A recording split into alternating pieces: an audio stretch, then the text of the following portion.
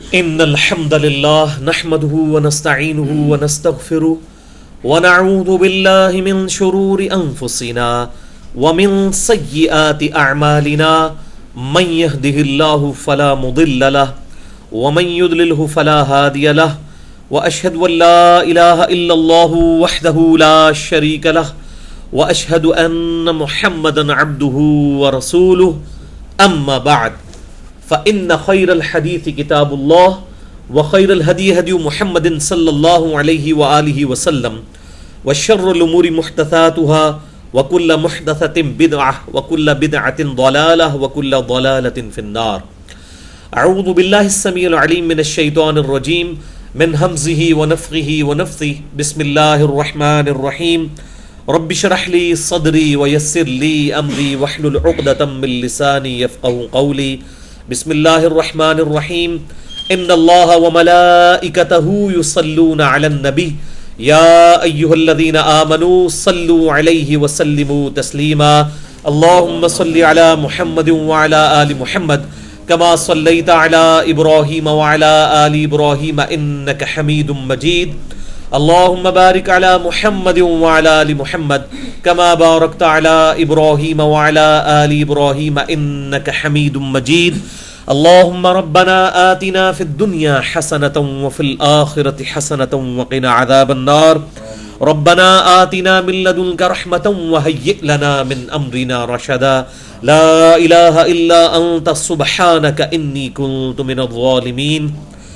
استغفر الله الذي لا إله إلا هو الحي القيوم وأتوب إليه ولا حول ولا قوة إلا بالله العلي العظيم. الحمدللہ آج 8 اکتوبر 2016 اور ہفتے کا دن ہے.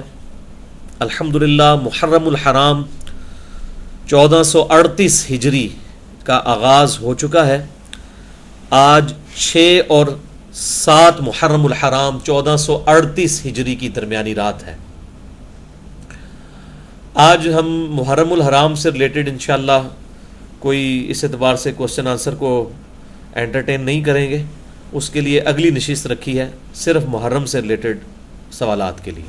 لہٰذا محرم سے متعلق یا سنی شیعہ کنفلکٹ سے متعلق آج کسی کو سوال کرنے کی اجازت نہیں ہے. دوسری بات بھائیو، آج 8 اکتوبر ہے اور بینگ پاکستانی آپ کو یاد ہوگا کہ آج سے 11 سال پہلے 8 اکتوبر 2005 کو پاکستان کی بلکہ سب کانٹیننٹ کی ہسٹری کا سب سے بڑا زلزلہ آیا تھا، جس میں تقریباً 1 لاکھ لوگ لقمہ اجل بنے تھے 8 اکتوبر 2005 کو. اور مجھے صحیح طرح یاد ہے کہ ہم لوگ سحری کر کے نماز فجر اشراق پڑھنے کے بعد سوئے ہوئے تھے، گھر میں ہی تھے. ہمیں سیٹرڈے کا دن تھا، غالباً چھٹی کا دن تھا. اور حالانکہ میں جیلم شہر میں تھا، اس کے باوجود اتنے شدید زلزلے تھے کہ جھٹکے تھے کہ نیند سے اٹھ گئے اور لگ رہا تھا کہ آج شاید جو ہے وہ آخری دن ہے. یہ حالات تھے. اور ظاہر ہے کہ ہمارے ناردرن ایریاز میں تقریباً 1 لاکھ کے قریب لوگ جو ہیں وہ اس میں شہید ہوئے. اللہ تعالیٰ ان تمام کی مغفرت فرمائے. اور اس قسم کے جتنے واقعات ہوتے ہیں بیسیکلی ایک میسو لیول کے اوپر جب ڈیتھ کے ایشوز آتے ہیں، یہ پوری انسانیت کے لیے عبرت ہوتی ہے. ایک گھر کے اندر ایک شخص کا مر جانا ایک گھر یا ایک محلے کے لیے عبرت ہے. اسی طریقے سے ایک محلے میں 8-10 لوگوں کا اچانک اکٹھا کسی ایکسیڈنٹ میں مر جانا ایک شہر کے لیے عبرت ہے. ایک شہر پر کوئی فتنہ آ جائے وہ ایک صوبے کے لیے ہے، اور ایک صوبے پر آ جائے وہ پورے ملک کے لیے. اور اگر ایک ملکی لیول کا کوئی اس طریقے سے ڈیتھ والا ایشو ہو پوری دنیا کے لیے عبرت ہے. اور اکثر لوگ پوچھ رہے ہوتے ہیں جی معصوم بچے مر گئے، ان کا کیا قصور تھا؟ تو میرے بھائی اگر آپ کیلکولیشن کر کے دیکھیں، روزانہ 24 گھنٹے کے اندر تقریباً 1.25 لاکھ کے قریب لوگ لقمہ اجل بنتے ہیں ڈیتھ کی وجہ سے. ہر گھنٹے میں 6000 لوگ.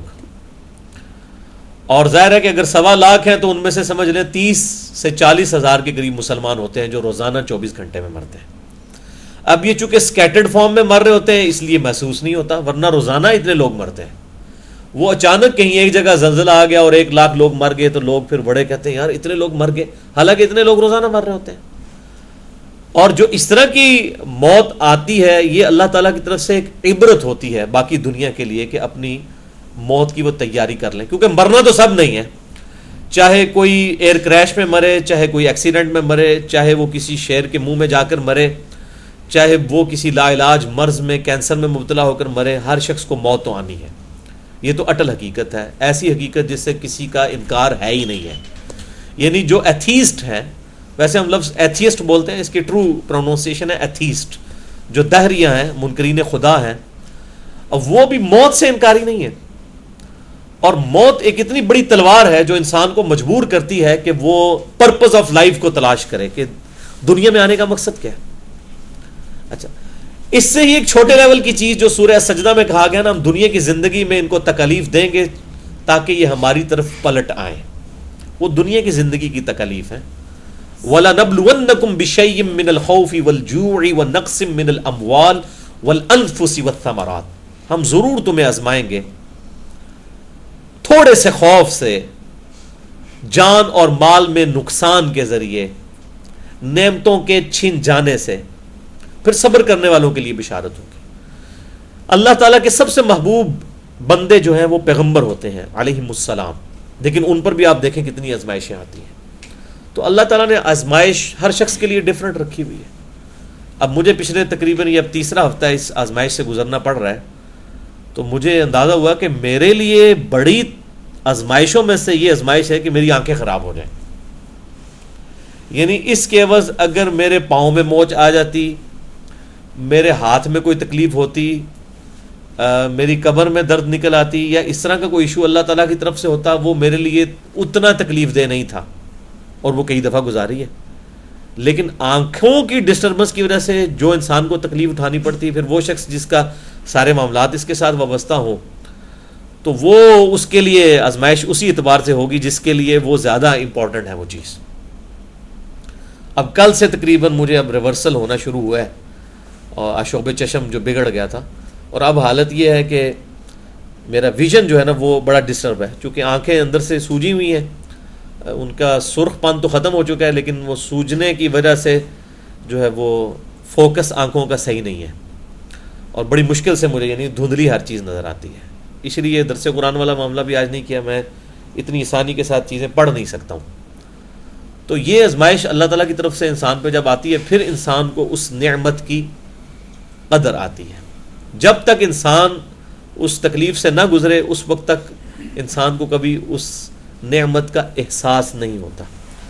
بہرحال یہ تو چیز شرط ہے کہ اللہ تعالیٰ نے آزمائش میں ہر شخص کو ڈالنا ہے، اور اللہ تعالیٰ سے دعا ہے کہ ہمیں آزمائشوں سے محفوظ رکھیں، اور اگر آزمائش میں مبتلا کرے تو صبر و استقامت بھی عطا فرمائے. آمین. آج بھی انشاءاللہ ہم اوپن کوسچن آنسر سیشن کریں گے، اور میں نے پہلے بھی آپ لوگوں سے ریکویسٹ کی ہے کہ اب چونکہ محرم کا مہینہ ہے، ظاہر ہے محرم کے اعتبار سے ڈسکشنز کافی زیادہ ہو رہی ہیں، اس پہ تو گھنٹوں بھی کوسچن آنسر سیشن کیے جائیں کم ہے، لیکن آج کا دن میں نے اس لیے مخصوص نہیں کیا کہ ہم محرم سے ریلیٹڈ کوئی کوسچن آنسر سیشن کریں. اس کے لیے اگلا ہفتہ ہم نے انشاءاللہ مخصوص کیا. امید ہے اس وقت تک میرے معاملات یا آنکھوں والے بھی کافی حد تک ٹھیک ہو جائیں گے انشاءاللہ. تو اگلی ویڈیو بھی ہم اس کو ویڈیو ریکارڈنگ میں بھی لے کے آئیں گے، مسئلہ نمبر 110 جے کے عنوان سے. آج کی جو کوسچن آنسر سیشن ہے یہ 110 آئی ہوگا، 9th نشست ہے کوسچن آنسر سیشن کی. اگلی انشاءاللہ 10th ہوگی اور محرم سے ریلیٹڈ ہوگی انشاءاللہ تعالی. اگلے ہفتے انشاءاللہ تعالی 15 اکتوبر کو 2016. تو اس لیے آج ہم محرم سے ریلیٹڈ کوئی کوسچن اس کو میں نہیں لوں گا، ورنہ پھر آپ کو پتہ ہے ایک پنڈورا باکس، ہر سوال کے پیچھے ہر سوال کے اندر ایک جن چھپا ہوا ہوتا ہے، تو وہ پھر کھل جاتا ہے. اور ظاہر ہے کہ جب بھی کوسچن کوئی ایڈریس کیا جائے اس کا تقاضا یہ ہوتا ہے کہ اس کو آخری درجے تک کانسیپٹ کلیئر کیا جائے کسی بندے کا. اسی لیے میں کوشش کرتا ہوں کہ ان ڈیپتھ ڈسکشن کی جائے کسی بھی ٹاپک کے اوپر. تو اس حوالے سے ایک کوشچن آج کل کافی مارکیٹ کے اندر ہے، میں اس کو پہلے ایڈریس کر دیتا ہوں۔ عموماً لوگ اس کے اوپر ڈسکشن کر رہے ہوتے ہیں۔ یہ جو کہ اب محرم کا مہینہ بھی ہے، اس مہینے میں بھی کئی لوگ جو ہیں وہ نظر نیاز وغیرہ معاملہ کرتے ہیں، پکا کے اللہ کی راہ میں خیرات کرتے ہیں اور ایصال ثواب کرتے ہیں، شہدائے کربلا کے لیے صدقہ اور خیرات کرتے ہیں۔ تو اس حوالے سے اکثر لوگ پوچھتے بھی رہتے ہیں، اور میرا ویسے ڈیٹیل لیکچر مسئلہ نمبر 74 ریکارڈڈ موجود ہے ایصال ثواب اور اس سے متعلق۔ اس میں نے اپنا موقف کلیئر کیا ہے کہ جو بھی کھانا اللہ کے نام پر پکایا جائے گا یا کوئی جانور اللہ کے نام پر ذبح کیا جائے گا، چاہے وہ کسی کے ایصال ثواب کے لیے ہو، چاہے کسی میت کی طرف سے صدقہ کیا جائے، اس سے قطع نظر اس پہ ڈسکشن ہو سکتی ہے، لیکن وہ کھانا فی نفسی ہی حلال ہوگا۔ کھانے کو حرام کرنے کے لیے یہ چیز ضروری ہے کہ وہ غیر اللہ کے نام کے اوپر ہو۔ ایصال ثواب چونکہ یہ تو کوئی اتنا بڑا ایشو نہیں ہے، اس میں جو اختلافات ہیں وہ بہت مائنیوٹ لیول کے ہیں۔ میت کی طرف سے صدقے کے سب لوگ قائل ہیں، اور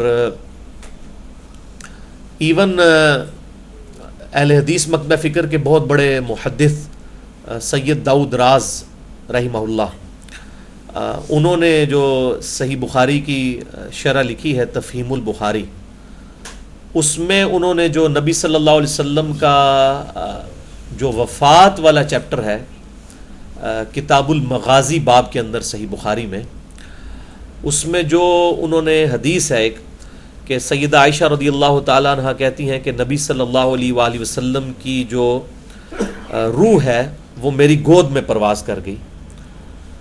تو یہ حدیث جو ہے صحیح بخاری میں کتاب المغازی چیپٹر میں آپ کو مل جائے گی انشاءاللہ تعالی۔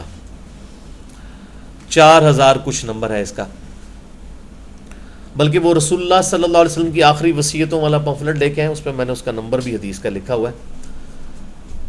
نبی صلی اللہ علیہ وسلم کی وفات کے اوپر ایک پورا چیپٹر امام بخاری رحمہ اللہ نے باندھا ہے، وفات النبی صلی اللہ علیہ وسلم کے عنوان سے، کتاب المغازی جو مین چیپٹر ہے اس کے اندر، اور اس میں تقریباً 60 کے قریب احادیث ہیں۔ میں نے اس کا پورا تعارف مسئلہ حیات النبی کے اندر بھی کروایا تھا، مسئلہ نمبر 5 میں بڑی ڈیٹیل کے ساتھ۔ تو بہرحال یہ جو حدیث ہیں صحیح بخاری کے اندر آپ صلی اللہ علیہ وآلہ وسلم کے وفات والے چیپٹر میں انٹرنیشنل نمبرنگ کے مطابق 4459 ہے۔ 4460 نمبر حدیث تو ہم نے پمفلٹ پہ لکھی ہے، مجھے اتنا یاد تھا کہ اس سے ایک نمبر پہلے ہے وہ حدیث۔ 4459 445 نمبر حدیث 59 صحیح بخاری 4459 کہ سیدہ عائشہ رضی اللہ تعالیٰ عنہ کہتی ہیں کہ نبی صلی اللہ علیہ وسلم کی وفات میری گود میں ہوئی، آپ صلی اللہ علیہ وسلم نے کسی کے لیے وصیت نہیں فرمائی تھی، یعنی انہوں نے یہ بھی نہیں کہا کہ میرے باپ ابو بکر کو خلیفہ بنایا تھا، یعنی اگر کسی کو پتہ ہوتا تو سیدہ عائشہ کو پتہ ہوتا۔ لہٰذا اہل سنت کی طرف سے اگر کسی کا یہ دعویٰ ہے کہ حضرت ابو بکر صدیق کو نبی صلی اللہ علیہ وسلم نے اپنا وصی بنایا تو وہ بھی بالکل غلط ہے۔ اسی طریقے سے اہل تشیع کی طرف سے جو دعویٰ ہے کہ سیدنا علی کو وصی بنایا، دونوں کے دعوے غلط ہیں۔ یہ صحابہ کے اجماع نے ابو بکر صدیق رضی اللہ تعالی عنہ وعلیہ السلام کو چنا تھا۔ تو میں نے اس پہ پورا لیکچر بھی دے دیا ہے، مسئلہ نمبر 55B وصی رسول کون ہے اور حدیث قرطاس کا تحقیقی جائزہ، اہل سنت پاک.com پہ۔ بل صحیح بخاری میں 4459 نمبر حدیث ہے انٹرنیشنل نمبر کے مطابق کہ اما عائشہ کہتی ہیں کہ نبی صلی اللہ علیہ وسلم کی وفات میری گود میں ہوئی۔ اب اس کی تشریح کسی بریلوی دیوبندی یا شیعہ کی نہیں، اہل حدیث کے سب سے بڑے بزرگ انڈیا پاکستان میں، جن کی تفہیم البخاری 8 جلدوں پر انٹرنیشنل نمبرنگ والی چل رہی ہے، انڈیا میں بھی پاکستان میں بھی، سید داؤد راز رحمہ اللہ، انہوں نے اس حدیث کی شرح میں بہت بڑا بلنڈر کیا ہے ایز فار ایز اہل حدیث آر کنسرنڈ۔ انہوں نے اس میں لکھا ہے، اور اس کے بعد کئی اہل حدیث مجھ سے ناراض ہوئے، میں نے کہا یار مجھ سے ناراض ہونے کی کیا ضرورت ہے؟ جس بزرگ بابے نے اگر میں ابن تیمیہ کی غلطیاں بتاتا ہوں تو مجھ سے ناراض ہوتے ہیں، بھئی آپ ابن تیمیہ سے ناراض ہوں، اگر داؤد راز نے کوئی غلط بات لکھی ہے تو اس سے ناراض ہو، مجھ سے کیوں ناراض ہوتے ہیں؟ مجھ سے تو تب ناراض ہوں جب میں نے ان کے منہ میں کوئی گن پوائنٹ پہ ان سے کوئی چیز لکھوائی ہو. تو انہوں نے اس کے نیچے اس حدیث کی شرح کرتے ہوئے لکھا کہ شیخ احمد سرہندی المتوفا 1036 ہجری، جن کو مجدد الف ثانی بھی لوگ کہتے ہیں، وہ کہتے ہیں کہ میں جو ہوں وہ ریگولرلی سیدنا علی حسن حسین اور سیدہ فاطمہ کے ایصال ثواب کے لیے نیاز دیا کرتا تھا. اللہ کے نام کی نیاز ان کے ثواب کے لیے صدقہ اور خیرات کیا کرتا تھا میت کی طرف سے. تو نبی صلی اللہ علیہ وسلم کی خواب میں زیارت ہوئی. یہ ان کا قول ہے، ہم تو ان چیزوں کو نہیں مانتے. ظاہر ہے کہ وہ جتنے بندے ہیں اتنے منہ اتنی باتیں. بہرحال چونکہ داؤد راز صاحب نے لکھا اور اس سے انہوں نے حجت پکڑی ہے، تو اہل حدیث کے لیے تو علماء فکری ہے خصوصاً یہ. تو وہ کہتے ہیں کہ جی نبی صلی اللہ علیہ وسلم نے خواب میں مجھے ارشاد فرمایا کہ تم فاطمہ، حسن، حسین اور علی کی طرف سے نیاز کرتے ہو، تو تمہیں تو چاہیے کہ تم ان ہستیوں کے ساتھ ساتھ، یعنی یہ جو پنج تن پاک کا کانسیپٹ ہے، ان کے ساتھ ساتھ جو ہے وہ عائشہ کی طرف سے بھی نظر و نیاز کیا کرو، کیونکہ میری وفات اس کی گود میں ہوئی ہے. تو یہ وہ وفات گود میں اس کی یہ شرح کر رہے ہیں جناب داؤد راز صاحب، آپ دیکھ لیں. یعنی ان لوگوں کو کوئی شرم و حیا نہیں ہے کہ یار آپ احادیث کی شرح میں بزرگ بابوں کے واقعات لکھ رہے ہیں. پھر اس کے بعد وہ لکھتے ہیں کہ اگر جو ہے کوئی دن مخصوص نہ کیا جائے اور ویسے نظر و نیاز دلا دی جائے کسی بھی مرے ہوئے بندے کی، اس کی روح کو ایصال ثواب کے لیے، اور کھانا تقسیم کر دیا جائے، تو اس پہ سب کا اتفاق ہے. اب یہ پتہ نہیں سب کون ہے، ان کے زمانے میں ہیں یا آج کل کے لوگ ہیں، کس کا اتفاق ہے، کہاں پہ ہوا، کس بند کمرے میں اتفاق ہوا. تو بہرحال یہ میں نے حوالہ آج ایک اور جو ہے وہ انٹرنیٹ کی دنیا میں، وہ اگلے دن وہ بھائی ایک امریکہ سے اسپیشل ملنے کے لیے آئے، تو وہ ان کو یہ پتا تھا کہ جیلم میں رہتے ہیں جی انجینئر صاحب. تو وہ جیلم میں جناب گاڑی لے کے آئے، تو انہوں نے کسی ایک رینڈملی دکان سے جا کے وہ کہتے ہیں کہ جی انٹرنیٹ کی دنیا کے سلطان انجینئر محمد علی مرزا صاحب سے ملنا ہے. اچھا اب ظاہر نیٹ تو بندے ہر بندے کے ہاتھ میں ہے. تو انہوں نے کہا جی جناب سیدھا وہ اکیڈمی کا ایڈریس انہوں نے ادھر بھیج دیا. بائی چانس میں بھی بیماری کی وجہ سے گھر ہی تھا، عثمان بھائی نے مجھے فون کیا، تو وہ انہوں نے تو بتایا کہ اسلام آباد میں، کہتے ہیں ہم ادھر جا کے ملیں گے. بہرحال شکر ہے میں ادھر ہی تھا، ملاقات ہوئی اور الحمدللہ انہوں نے بڑی محبت فرمائی. تو یہ میں بتا رہا ہوں کہ انٹرنیٹ کی وجہ سے تو آپ اب یہاں تو کتنے 50 60 70 80 100 کے قریب لوگ سن لیتے ہیں، لیکن نیٹ پہ یہی گفتگو جو ہے وہ ہزاروں لاکھوں تک پہنچتی ہے، بلکہ سیکنڈز میں پہنچتی ہے. یہ تو اتنا بڑا ایک ایکسپلوژن ہے انٹرنیٹ کی دنیا. جہاں اس کے نیگیٹو ایفیکٹس ہیں وہاں پہ پازیٹیو بھی بہت زیادہ ہے. تو یہ میں نے آپ کو حوالہ دے دیا. صحیح بخاری تفہیم البخاری کھولیں، قاسم بھائی نے تو آج ہی جا کے کھول دینی ہے، نال ایک میسج بنا چھڑنا ہے انہوں نے. 4459 4459 نمبر حدیث میں نے آپ کو بتا دی. اس کی شرح آپ داؤد راز صاحب کی پڑھ لیں. اس کے بعد داؤد راز صاحب کو جو کچھ آپ نے تحفے نوازنے ہیں وہ نوازیں. ہم تو یہ کہتے ہیں کہ ان کا یہ جو موقف ہے تو اجتہادی خطاب پہ مبنی ہے. اس کی آدھی بات تو درست ہے کہ کھانا تو بہرحال حلال ہی رہے گا. لہٰذا اس موقع پر اگر کوئی لے کے آتا ہے نظر نیاز، آپ اس سے پوچھ لیں کہ کس کے نام کا ہے. اگر وہ کہتا ہے اللہ کے نام کا ہے اور ایصال ثواب کے لیے، تو ایصال ثواب کے اوپر اختلاف ضرور ہو سکتا ہے. میت کی طرف سے صدقہ کہ کس کا پہنچتا ہے کس کا نہیں پہنچتا. میت کے صدقے پہ تو اجماع ہے امت کا، اور اکثریت کا اتفاق ہے کہ کوئی بھی کسی کی طرف سے کر سکتا ہے صدقہ. تو وہ بہرحال کھانا جب تک غیر اللہ کے نام کا نہیں ہوگا وہ حلال ہی ہوگا. عموماً یہ حلیم وغیرہ بھی پکا کر بانٹی جاتی ہے ان دنوں کے اندر. تو لوگ پوچھ رہے ہوتے ہیں جی پھینک دیں، رزق ضائع کرنے کو دل نہیں کرتا، تو نہ ضائع کریں. آپ بس جو لے کے آ رہا ہے اس سے پوچھ لیں. اگر وہ کہ اللہ کے نام کی ہے تو لے لیں، اور اگر کہ وہ کسی اور کے نام کی ہے تو اس کو کہ میرے بھائی یہ مسلمانوں کا گھر ہے، یہاں پہ صرف اللہ کے نام کی نیاز لی جاتی ہے، تو آپ مہربانی کر کے یہ لے جائیں. واپس کریں اس کو، بجائے لے کے اس کا منہ رکھنے کے لیے لے کے تو اوپر آپ جانوروں کو ڈالیں. اس کو بھی یہ اپنا پروٹیسٹ ریکارڈ کروائیں تاکہ لوگوں کی بت پرستی ٹوٹے. اور بریلوی، دیوبندی، اہل حدیث، اہل تشیع، دنیا میں کسی بھی مسلمان کا یہ عقیدہ نہیں ہے کہ غیر اللہ کے نام کی نیاز ہو سکتی ہے. یہ سب کا سب چکر جو ہے وہ چل رہا تھا ایصال ثواب کے نام پہ، چاہے 11ویں ہو، چاہے تیجا ہو، 40واں ہو. اس معاملے میں ہمیں ضرور اختلاف ہے، لیکن ایز فار ایز رزق از کنسرنڈ، رزق حلال ہی رہے گا، وہ حرام نہیں ہو سکتا. مسئلہ نمبر 74 میں میں نے ڈیٹیل سے بتائی ہے یہ بات. اچھا یہ حلیم نام کے اوپر بھی بڑی بحثیں ہو رہی ہوتی ہیں. وہ کہتے ہیں جی حلیم تو اللہ کا نام ہے تو یہ تو نام ہی جو ہے نا نہیں رکھنا چاہیے. یہ زیادہ تر مسئلہ اٹھایا ہوا ہے یہ دعوت اسلامی والوں نے, یہ سبز پگڑیوں والے جو ہے نا ہمارے بھائی بریلوی مکتبہ فکر والے, تو وہ اس کو کھیچڑا بولتے ہیں اور کہتے ہیں جی حلیم تو دیکھیں اللہ کا نام ہے. میرے بھائیو اللہ کا تو نام حلیم ہے ہی نہیں ہے, اللہ کا نام ہے الحلیم, دی حلیم, حلم فرمانے والا, برداشت کرنے والا, یہ اللہ کا نام ہی نہیں. رحمان اللہ کا نام نہیں ہے, الرحمن یہ اللہ کا نام. رحمان تو کوئی بھی ہو سکتا ہے, عربی میں رحمان کہتے ہیں رحم کرنے والے کو. ماں باپ اپنی اولاد کے لیے رحمان اور رحیم ہے.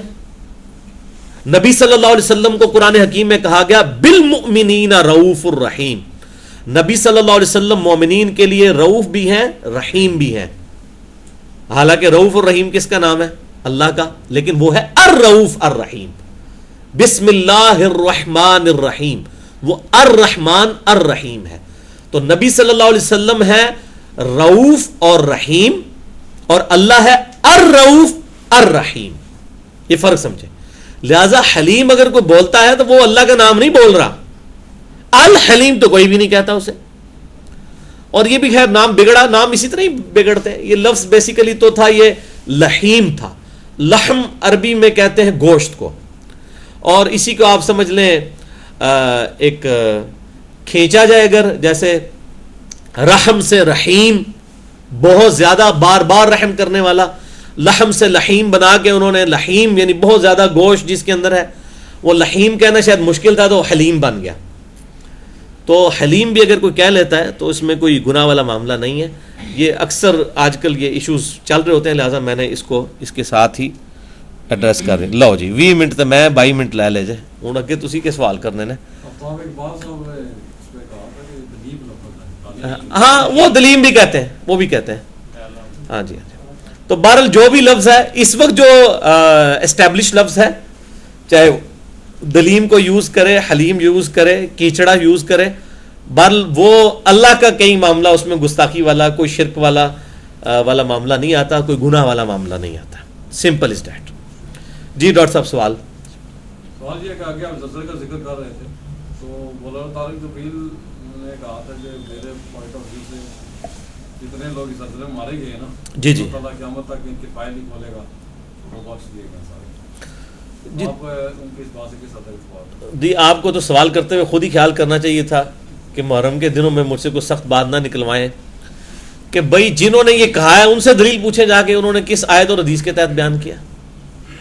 میں کوئی ذمہ دار نہیں ہوں کہ طارق جمیل صاحب کیا بیان کر کے چلے گئے, یا توصیف راشدی صاحب نے کیا کہہ دیا, یا الیاس گھمن صاحب نے کیا کہہ دیا, یا جو ہے وہ ڈاکٹر آصف اشرف جلالی صاحب نے کچھ کہہ دیا. میں تو کسی کا کوئی ذمہ دار نہیں ہوں میرے بھائی.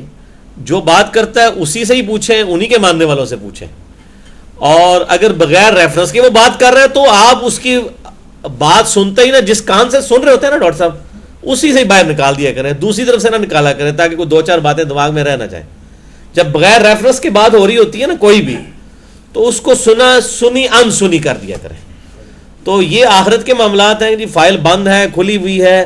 اسی طریقے سے یہ کہنا جو رمضان میں مر گیا یا شب جمعہ میں مر گیا اب اس کی فائل بند ہو گئی, میرے بھائیوں اللہ تعالیٰ کے ہاں یہ کوئی کرائٹیریا نہیں ہے. اللہ تعالیٰ نے اپنے معاملات اپنے پاس رکھے ہوئے ہیں, اور یہ وہی فیصلہ فرمانے والا ہے کہ کسی کے ساتھ کیا کرے گا. کسی کو گارنٹی دینے کی کسی حوالے سے ضرورت نہیں ہے, اور اپنے ہاتھ میں آخرت کے معاملات تو لینے نہیں چاہیے. یعنی ہم صرف دنیا میں کسی خاص حد تک کتاب و سنت کے دائرے میں کسی بات کا حکم لگا سکتے ہیں. آخرت کا معاملہ پیورلی اللہ تعالیٰ کا ڈیسیژن ہے. آپ کسی کی آخرت کا فیصلہ نہیں کر سکتے. بڑے سے بڑے مجرم کو اللہ تعالیٰ بخش سکتا ہے, بڑے سے بڑے نیکوکار کو پکڑ سکتا ہے. لہٰذا ہم سے یہ محرم کا مہینہ ہے, مجھ سے یزید کے بارے میں پوچھتے ہیں, معاویہ کے بارے میں پوچھتے ہیں رضی اللہ تعالیٰ عنہ, اور باقی لوگوں کے بارے میں. تو میں کہتا ہوں کہ ان لوگوں کے معاملات آخرت کے ساتھ جو معاملات تعلق ہیں وہ ہم دنیا میں کیسے ڈیسیژن کر سکتے ہیں ان کے لیے. ٹھیک ہے, میں نے تو کبھی نہیں کہا یزید دوست کی ہے, میں نے کبھی نہیں کہا کہ یزید جو ہے وہ لعنتی ہے, یہ میں نے کبھی الفاظ بولے ہی نہیں ہے. ہم تو ان کی غلطیاں پوائنٹ آؤٹ کرتے ہیں, باقی اللہ کے سپرد کرتے ہیں معاملہ. اور وہ بھی صرف اس لیے کرتے ہیں کہ ظاہر ہے کہ امت دو لخت ہو گئی ہے, اور ایشوز اس طریقے سے اسٹیبلش ہو چکے ہیں، اس لیے بات کرنی پڑتی ہے. ادروائز آخرت کے معاملے میں میرے بھائی، اور طارق جمیل صاحب مطلب میں ان کی بڑی عزت کرتا ہوں، یقین کریں دل سے. میں سمجھتا ہوں کہ لاکھوں لوگوں کی اصلاح کا سبب وہ بنے ہیں طارق جمیل صاحب.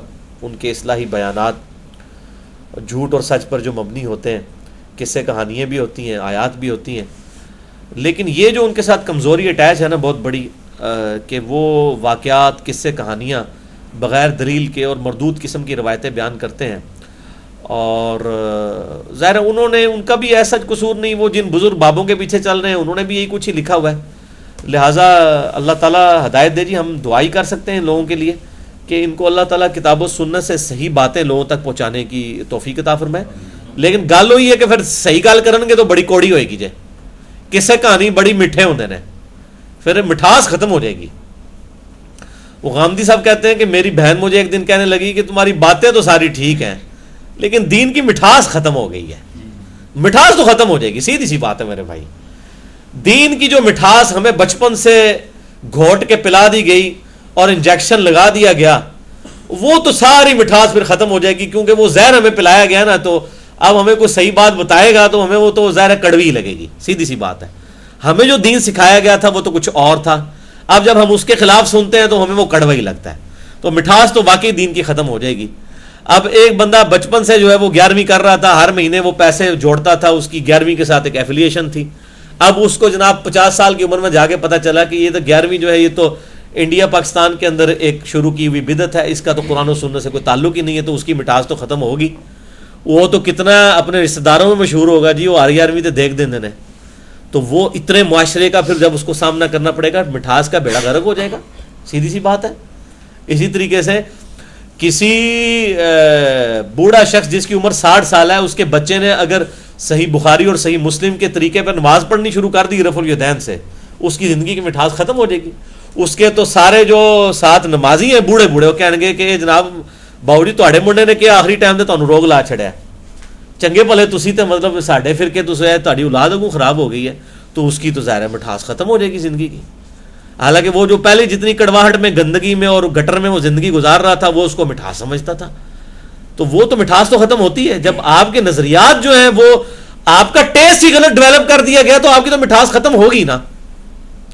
یہ تو مسلمان تو وہ ہوتا ہے جو جس کو اگر مرنے سے ایک دن بھی پہلے پتہ چلا ہے نا کہ کتاب و سنت میں یہ بات لکھی ہے، وہ کہ سمعنا واطعنا، میں نے سنا اور مان لیا.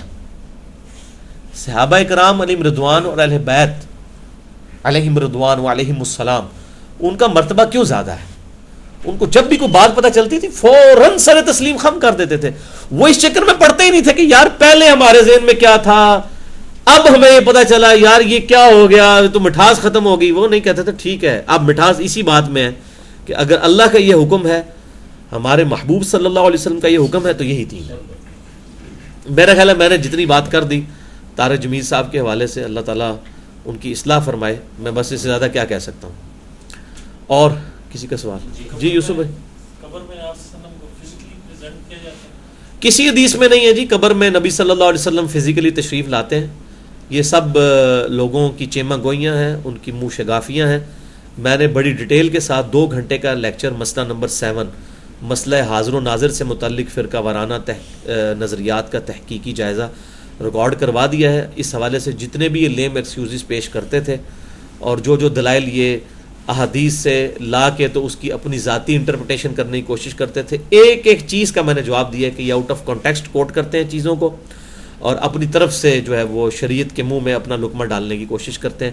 کسی حدیث میں یہ الفاظ موجود نہیں ہے کہ نبی صلی اللہ علیہ وسلم کسی کی قبر کے اندر آئیں گے.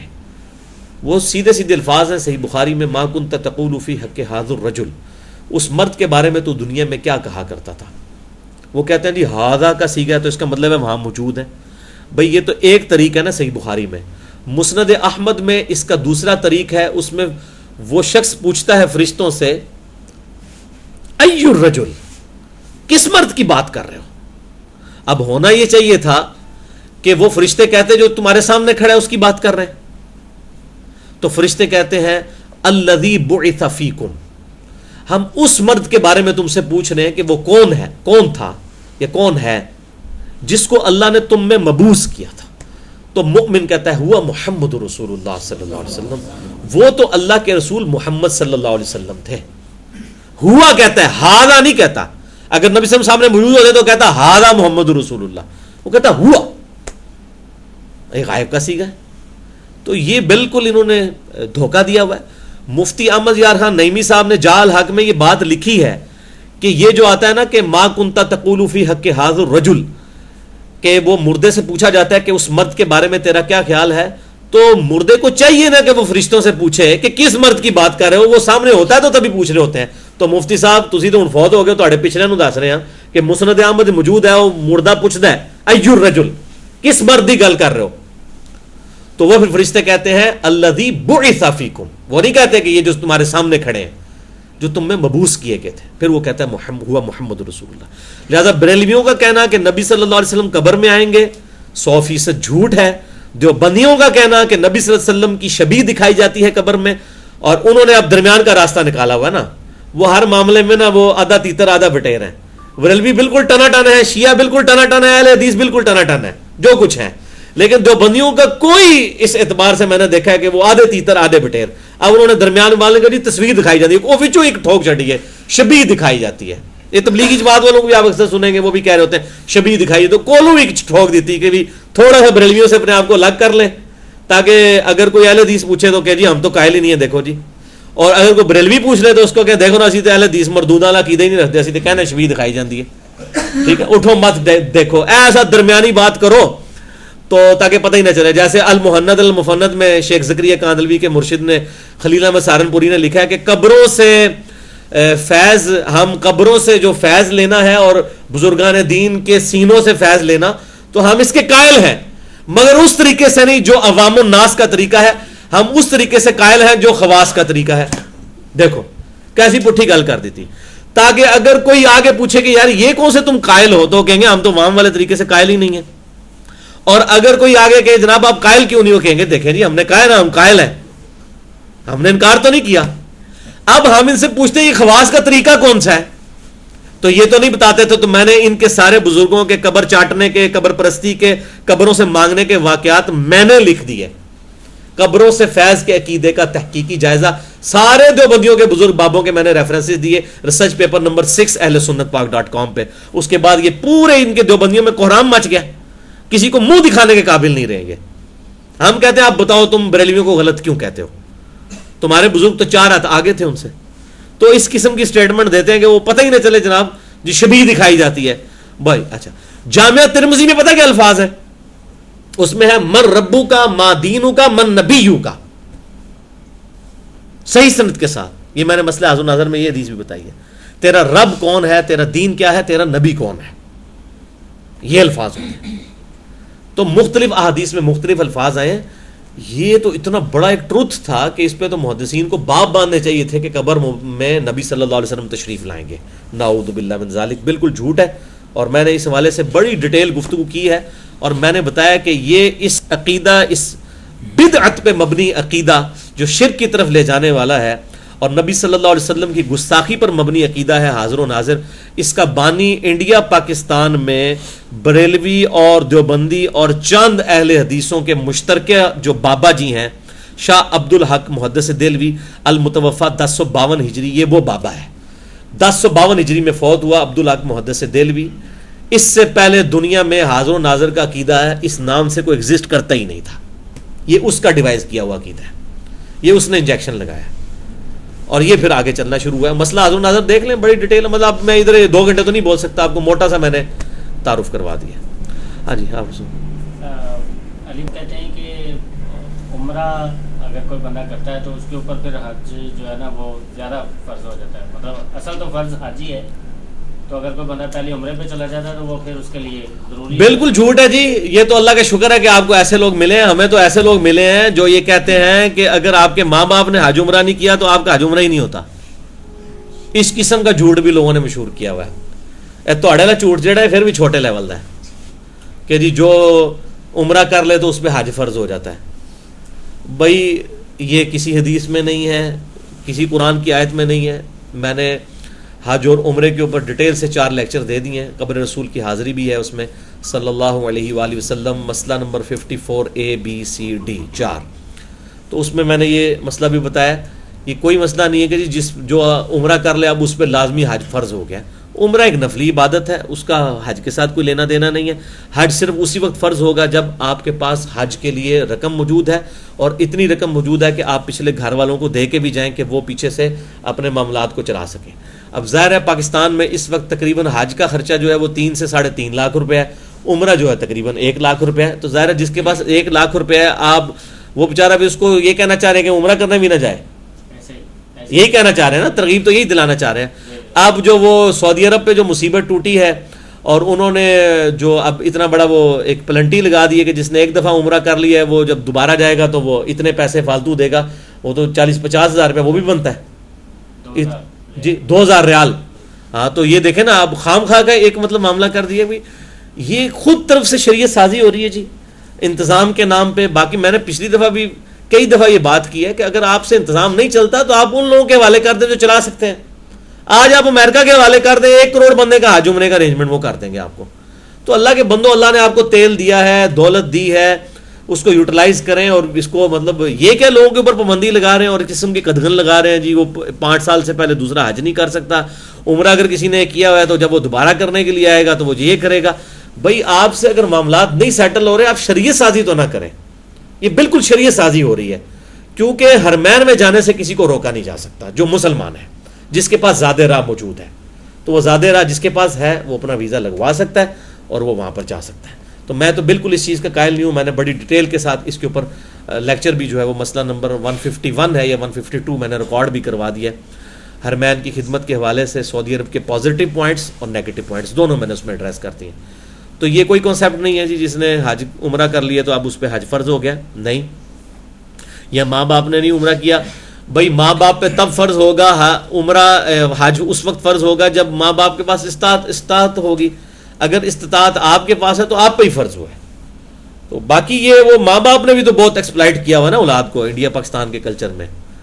تو وہ یہ ماں باپ نے زور لگا کے تو یہ سارا جھوٹ مچایا ہوا ہے پبلک کے اندر, خصوصاً ماؤں نے. اور یہ دودھ نہیں بخشاں گی تو یہ نہیں کریں گی تو وہ نہیں کریں گی. اور میں کہتا ہوں جی سب کانٹیننٹ کے کلچر میں بیسیکلی خدا کو ریپلیس کرنے کے لیے نا ماں کو بت بنا کے کھڑا کیا گیا. آپ کو 1000 گاڑیاں ملیں گی نا, ان کے پیچھے لکھا ہوگا ماں کی دعا سے, اللہ کے فضل سے یا ہاذا من فضل ربی نہیں ملے گا آپ کو. یہ آپ غور کیا کریں کہ یہ کیا جا رہا ہوتا ہے. شیطان غیر محسوس طریقے کے ساتھ مخلوق کو جو ہے وہ خالق کے مقابلے پہ کھڑا کر دیتا ہے ماں باپ کی دعا سے. اچھا چلو دعا کی تو اس کے بعد قبول کس نے کی؟ اللہ نے. اللہ کا بھی نام لکھ دو کدھر پا دو بچ. حضرت سلمان علیہ السلام نے کہا تھا ہاذا من فضل ربی, انہوں نے نہیں کہا کہ ماں باپ کی دعا سے. ٹھیک ہے. حضرت سیدہ مریم کے بارے میں سورہ آل عمران میں آتا ہے, جب سیدنا زکریا نے پوچھا کہ مریم تیرے پاس یہ بے موسمی پھل کہاں سے آ جاتے ہیں, اتنی بڑی کرامت. تو ان کو کہنا چاہیے تھا حضور تہاڈی نظر کرم ہے, تہاڈی مریدنی ہے, میں اتنے سے تو تسی شفقت فرما. مریدنی بھی تھی اور ان کی امتی بھی تھی, خالو بھی تھے, پرورش بھی حضرت زکریا نے کی. تو انہوں نے کہا کہ یہ میرے اللہ کی طرف سے آتے ہیں. ٹھیک ہے. آج کا کوئی چمچا ہونا نال بیٹھا کہنا تو کڑیے شرم کر, اللہ کتنے, اللہ تینوں کتوں لبنا سی جے نہ ہوندے. حالانکہ وہ پیغمبر تھے, ان کے بارے میں یہ دعویٰ بھی کیا جا سکتا ہے, پیغمبر ہی اللہ کی طرف سے شناخت ہوتے ہیں. اور پیغمبر نے بھی آگے سے نہیں کہا کہ تو کدھر ڈائریکٹ اللہ نال ہو گئی ہے, بھائی تو میری مریدنی میری شاگردنی ہے, بغیر سیڑھی تو سیڑھی ٹوٹے ٹوٹے کرتے ہیں تو بس. اور یہ انڈیا پاکستان کے کلچر میں یہ جو ہے نا, یہ جو چیز جدھر بھی گاڑی بھی آپ دیکھیں نا, اس کو تم اوپر پیسے پہلے لکھواؤ ہاذا من فضل ربی, اس کے نیچے لکھواؤ ماں باپ کی دعا سے یا جس کی بھی دعا سے لکھنا ہے. اور وہ بھی لکھا ہوگا تو لکھا ہوگا پیر و مرشد کی نگاہ, یہ لکھا ہوتا ہے. ٹھیک ہے نا, نگاہ مرشد دعائے والدین, اس قسم کے جناب وہ عجیب و غریب شعر لکھے ہوں گے. یہ غیر محسوس طریقے سے شیطان بیسیکلی گاڈ کے مقابلے پہ پرسنالٹیز کو کھڑا کرتا ہے. یہ ذہن میں رکھیے گا, ہم پرسنالٹیز کو کنڈیم نہیں کر رہے. اور میں آپ کو بتاؤں یہ پرسنالٹیز بھی اس چیز کا برا مانے. میں تو ان مبارک ہستیوں کی جوتیوں کی خاک بھی نہیں ہوں نا, واللہ مجھے کوئی میرے سر پہ آرا رکھ دینا اور مجھ سے یہ کہے کہ میں کسی کی اس ایسی تعریف کے اوپر خوش ہوں کہ خدا کی جگہ وہ میرا نام لے دے یا میرے آگے کوئی جھکے اور میرے دل کے کسی کونے میں بھی اس کے لیے خوشی آ جائے, میں تو منو کتنے مروان لگا ہے بھائی. جس کو خدا کا تعارف ہے وہ کبھی بھی خدا کی ریپلیسمنٹ دیکھ ہی نہیں سکتا, نیور. صحیح مسلم میں حدیث ہے, ایک صحابی نے کتاب الجمعہ چیپٹر کے اندر ایک صحابی نے نبی صلی اللہ علیہ وسلم کے سامنے خطبہ میں کہہ دیا تقریر کرتے ہوئے کہ من یطع اللہ ورسولہ فقد فاز فوزا عظیما, جو اللہ کی اطاعت کرے اور اس کے رسول کی اطاعت کرے وہ کامیاب ہو گیا. اور ساتھ اس نے کہہ دیا ومن یعصہما, اور جس نے ان دونوں کی نافرمانی کی فقد ضل ضلالا بعیدا, تو وہ گمراہی میں دور جا پڑا. فقد غوا, وہ گمراہ ہو گیا. اب اس جملے میں کوئی خرابی ہے؟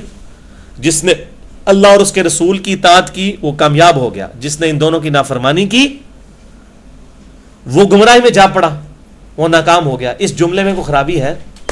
نبی صلی اللہ علیہ وسلم فرمایا بئس الخطیب انت, اور کتنا برا خطیب ہے تو. کیا ہو گیا؟ تو نے یہ کیوں کہا کہ جس نے ان دونوں کی نافرمانی کی؟ تجھے چاہیے تھا تو کہتا جس نے اللہ اور اس کے رسول کی نافرمانی کی. یہ دونوں کٹھے کیوں کیا؟ اللہ تو ایک ہے, یہ دو نہیں کٹھا ہو سکتا.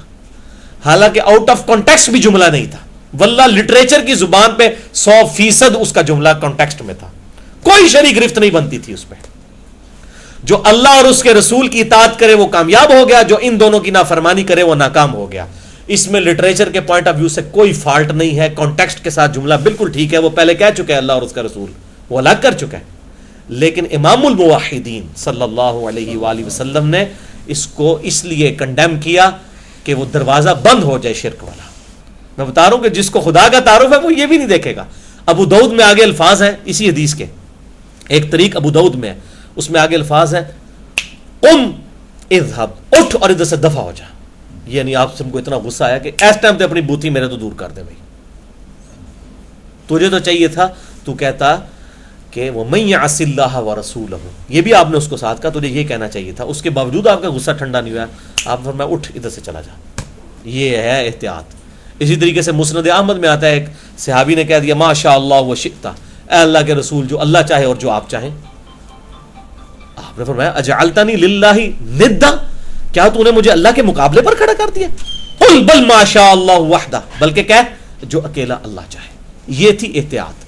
اب وہ احتیاط والا معاملہ ہی نہیں ہے. ماں باپ کی دعا سے, مرشد کی نگاہ سے, تو وہ اچھا وہ پھر پوچھو نا, کہتے نا وہ پیچھے خدا ہی ہے, خدا نو پیچھے کر چھڑا انہوں نے.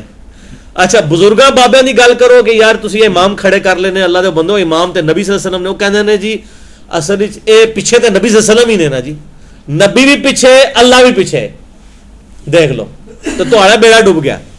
جب پیچھے پیچھے کر دو اللہ رسول کو اگے لے آؤ, پیچھے کے پیچھے بھی اللہ رسول, اگے بھی اللہ رسول, باقی تو سارے فالوور ہیں. ٹھیک ہے, تو یہ ضمناً مجھے ایک چیز یاد آئی تو میں نے اپنا جو ہے وہ روحانی غصہ نکال لیا الحمدللہ. ایک کوشچن اور ہے. نہیں اب ہاں کریں چلیں. بابا جی کے حوالے سے. بابا جی آپ کرنا سوال جی کرسی والا دسو جی, سوال کرو. کرسی تے بیٹھ کے نماز ہوندی کہ نہیں ہوندی؟ اے سوال ہے جی بات پہنچ گیا. ہاں جی, اس سے بھی میرا کلپ چڑھا ہوا ہے جی. کرسی کے اوپر نماز اس شخص کی ہوگی جو قیام نہیں کر سکتا. اگر کوئی شخص قیام کرنے پر قدرت رکھتا ہے, برا نہیں منانا ہوں, اگر کوئی بابا مسجد کے دروازے پہ کھڑے ہو کر 1 گھنٹے تک سیاست ڈسکس کر سکتا ہے اور مسجد میں کرسی پہ بیٹھ کے نماز پڑھتا ہے, وہ نماز کو نہیں ہوتی. اسی تو ننگیاں گلاں کرتے ہیں بھاوے کسی نے بری لگے. ٹھیک ہے جی. ہاں بعض اوقات یہ ہو سکتا ہے کہ قیام کوئی شخص کر سکتا ہے لیکن رکوع سے سجدے میں جاتے وقت گھٹنوں کی تکلیف ہوتی ہے, تو وہ پھر قیام کرے گا کھڑے ہو کر, اور رکوع اور سجدے کے لیے کرسی پہ بیٹھ جائے, یعنی کرسی ادھر رکھ لے اور رکوع اور سجدہ اشارے کے ساتھ کرے. اور یہ جو مسجد میں آج کل کرسیاں بنا کے رکھی ہیں, ویسے تو اب کافی شور مچایا ہم نے, تو اب لوگوں نے وہ ختم کر دی, جس کے آگے وہ سجدے کے لیے جگہ بنی ہوئی ہے, وہ پھٹا سا, یہ بالکل بدعت ہے. اس چیز سے آپ صلی اللہ علیہ وسلم نے منع فرمایا ہے. سنن ابی داؤد میں حدیث موجود ہے, آپ صلی اللہ علیہ وسلم اگر اونٹ پر بیٹھ کر نماز پڑھا کرتے تھے تو رکوع کے لیے جھکتے اور سجدے کے لیے تھوڑا سا زیادہ جھکا کرتے تھے. یعنی آپ سامنے، حالانکہ وہ اونٹ کی سامنے وہ کوہان موجود ہوتی ہے، اس پہ بھی آپ سجدہ کر سکتے تھے، سامنے پھٹی رکھ سکتے تھے، تو یہ کوئی کانسیپٹ اس کا موجود نہیں ہے، ٹھیک ہے، کہ آپ اس طرح کی کوئی حرکت کریں، بلکہ آپ جو ہے وہ اشارے کے ساتھ جب نماز پڑھیں گے تو اس میں رکوع کے لیے جھکنا ہوگا اور سجدے کے لیے اس سے تھوڑا سا زیادہ جھکنا ہوگا. کرسی پہ بیٹھ کے بھی نماز پڑھنے کا طریقہ یہی ہے. قیام آپ کو بہرحال کرنا ہوگا، اور اس طرح کی جو کرسی ہیں نا جی، وہ مہربانی کر کے نا صف کے اینڈ پہ کرسی ڈالی جائے تاکہ جو ہے نا وہ باقی نمازی ڈسٹرب نہ ہو، بلکہ صفوں کے اینڈ پہ اگر ایک ایک کرسیاں اس طریقے سے لگا دی جائیں نا، اور ویسے تو عموماً پتہ ہی ہوتا ہے کہ کتنے سارے لوگ ہیں. اچھا اس میں بھی یاد رکھیں کہ لوگ وہ پاؤں سے پاؤں ملانے کے چکر میں کرسی جو ہے پچھلی صف میں جا کے رکھ دیتے ہیں، تو میرے بھائی یہ بالکل غلط ہے. کرسی کی جو پچھلی والی دو اس کی چیئرز کی جو ٹانگیں ہیں نا، وہ بھی صف سے پیچھے نہیں جانی چاہیے جس صف میں لوگ کھڑے ہیں. تو وہ کہتے ہیں جی ہم پھر تھوڑا سا آگے کھڑے ہو جائیں گے. بھائی آپ امام سے تو آگے نہیں کھڑے ہوئے نا، امام سے تو آپ پیچھے ہی ہیں نا. صف سے ضرور آپ ٹوٹ گئے، لیکن آپ کی وجہ سے پچھلی صف برباد ہو جائے گی، وہاں تو کھڑا ہی نہیں ہو سکتا، وہ صف ٹوٹ جائے گی. لیکن آپ کی وجہ سے صف ٹوٹی تو نہیں، آپ بیچ میں کھڑے ہیں. تو کرسی کی جو پچھلی والی دو ٹانگیں ہیں وہ صف کی جہاں پہ لوگوں نے ایڑیاں رکھی ہیں اسی کی سیدھ میں ہونی چاہیے، بالکل پیچھے نہیں جانی چاہیے. آپ بے شک تھوڑا سا آگے کھڑے ہو جائیں، وہ بالکل شرعی عذر ہے اور قیام کر سکتے ہیں. امام سے آگے نہیں کھڑے ہو سکتے، لہذا کرسی کے اوپر نماز پڑھنا اس صورت میں درست ہوگا. اگر کوئی شخص یعنی کہ کھڑا بالکل ہی نہیں ہو سکتا، تو میں تو پہلے پوچھوں گا وہ مسجد میں کیسے پہنچا ہے. پہلا سوال تو یہ ہوگا جو کھڑا ہی نہیں ہو سکتا وہ مسجد میں کیسے پہنچا ہے. ویل چیئر پہ پہنچا ہے تو ٹھیک ہے، پھر بیٹھ کے نماز پڑھے. اگر وہ چل کے آیا تو پھر وہ تھوڑی دیر پہلے آ جائے، تھوڑا اسٹیپنا اپنا برقرار رکھے تاکہ فرض نماز کم از کم کھڑی ہوئی حالت میں پوری کر لے. اور یہ بھی ہو سکتا ہے کہ اگر آپ قیام کا آدھا حصہ کھڑا ہو سکتے ہیں تو جتنی دیر آپ آسانی سے کھڑے ہو سکتے ہیں اتنی دیر کھڑے ہو کے قیام ضرور کر لیں، پھر قیام بیٹھ کے بے شک کرسی پہ کر لیں.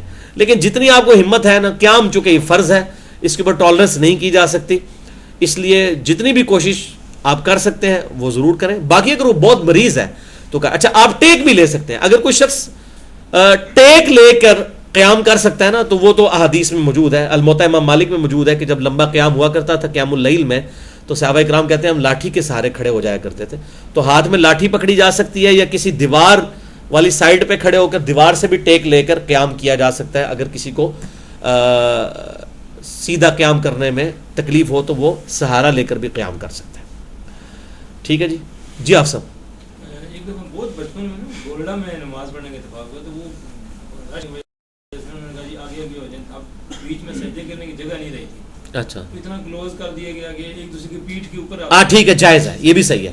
اگر بہت زیادہ رش ہو جائے کسی مسجد کے اندر اور جگہ موجود نہیں، تو صحیح بخاری میں موجود ہے کہ صحابہ کرام کہتے ہیں نبی صلی اللہ علیہ وسلم کے مبارک زمانے میں بعض اوقات جمعے میں اتنا رش ہو جاتا تھا کہ ہم لوگ ایک دوسرے کی پیٹھ پہ سجدہ کیا کرتے تھے. تو اس صورت میں یہ بھی شرعی عذر ہے نا. شرعی عذر جب اس طرح کا ہو جائے گا تو پھر جو ہے وہ صف کو تنگ کر کے تو اس طریقے سے سجدہ کیا جا سکتا ہے، نماز ہو جائے گی. میں نے آپ کو پہلے بھی بات بتائی ہے کہ سجدہ ٹو باؤ ڈاؤن ہے. آپ جب اللہ کے سامنے جھکتے ہیں تو یہ سجدہ تلاوت میں نے کہا تھا کہ رکوع جتنا جھک لینا یا سر کو جھکا لینا بھی اس کے ایکویلنٹ ہو جائے گا.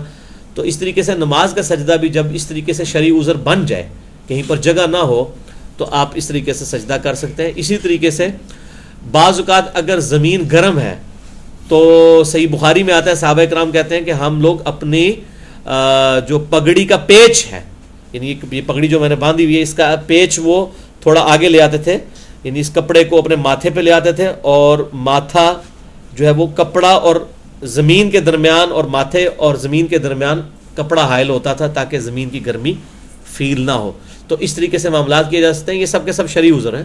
حتیٰ کہ صحیح بخاری میں یہاں تک آتا ہے کہ نبی صلی اللہ علیہ وسلم جب جمعے کی نماز پڑھاتے تھے، اس طریقے سے سیدنا عمر فاروق رضی اللہ تعالیٰ عنہ کے بارے میں بھی آتا ہے کہ وہ قیام جو ہے وہ ممبر پہ چڑھ کے قیام کرتے تھے. ظاہر پیچھے تک آواز پہنچانی ہوتی تھی تو یعنی کہ تین سیڑھیاں چڑھ کے اس میں قیام کرتے تھے اور رکوع اور سجدے کے لیے سیڑھیاں اتر کے تو پھر رکوع اور سجدہ نیچے اتر کے کرتے تھے. تو اس طریقے سے بھی نماز اب یہ چونکہ معیوب ہو چکی ہیں چیزیں اس لیے کہ اس طریقے سے پریکٹس میں نہیں ہے. جیسے جوتیوں میں نماز پڑھنا ہے، بخاری میں موجود ہے، سنن ابی داؤد میں موجود ہے، جوتوں میں نماز پڑھی جاتی تھی. لیکن اب چونکہ مسجدوں میں قالین ہو گئے، ان مسجدوں میں ہم جوتیاں لے کے نہیں جاتے، لہٰذا یہاں تو ہم جوتیوں سمیت نماز اس طریقے سے نہیں پڑھ سکتے جو جوتیاں ہم نے باہر ہیں. ہاں جس مسجد میں قالین نہ ہو، اوپن ہو، جیسے جنازہ گاہیں ہیں یا اس طرح کی چیزیں ہیں. کچھ عرصہ پہلے تک حرمین میں بھی لوگ طواف کعبہ بھی جو ہے وہ جوتیوں میں ہی کرتے تھے. نبی صلی اللہ علیہ وسلم نے خود طواف جو ہے اونٹ کے اوپر بیٹھ کے کیا ہے, صحیح بخاری میں آتا ہے. تو وہ جوتیاں مطلب وہ طواف کے لیے الگ سے صاف جوتیاں رکھ لیتے تھے. اس وقت ماربل دوسرے والا تھا تو تپ جاتا تھا. اب وہ انہوں نے جو ماربل لگایا ہوا ہے اٹلی کا وائٹ کلر کا, وہ ماشاءاللہ جو ہے وہ ٹھنڈا ہی رہتا ہے, تو اس لیے ننگے پاؤں لوگ کر سکتے ہیں. ابھی بھی اگر زیادہ طواف کرنا پڑے ننگے پاؤں تو ظاہر ہے کہ جو پاؤں کی تلیاں وہ درد کرنا شروع کر دیتی ہیں. زمین نیچے فلیٹ ہے نا, مٹی والی زمین پہ اگر آپ چلیں تو اتنا جلد بندہ تھکتا نہیں. اس لیے جاگنگ وغیرہ آپ دیکھتے ہیں نا, جاگنگ ہمیشہ مٹی والے ٹریک پہ ہوتی ہے, فرش کے اوپر نہیں کرتے, بندہ تھک جاتا ہے اور گھٹنے بھی فیل ہو سکتے ہیں اس کی وجہ سے. بڑی خطرناک جاگنگ ہوتی ہے. تو حرمین میں بھی جو ہے ابھی بھی جن لوگوں کو سمجھ ہے تو وہ انہوں نے اپنی جوتیاں لادہ رکھی ہوئی ہوتی ہیں, وہ جوتی میں طواف کر لیتے ہیں, کوئی مسئلہ نہیں ہے, کر سکتے ہیں. صاف ستھری جوتی رکھ لیں تو اس میں آپ طواف کریں. باقی باہر پہننے کے لیے جوتی الگ رکھیں, اندر کے لیے جوتی الگ رکھ لیں, تاکہ وہ کوئی گندگی وغیرہ مٹی وغیرہ اندر نہ جائے. جی اور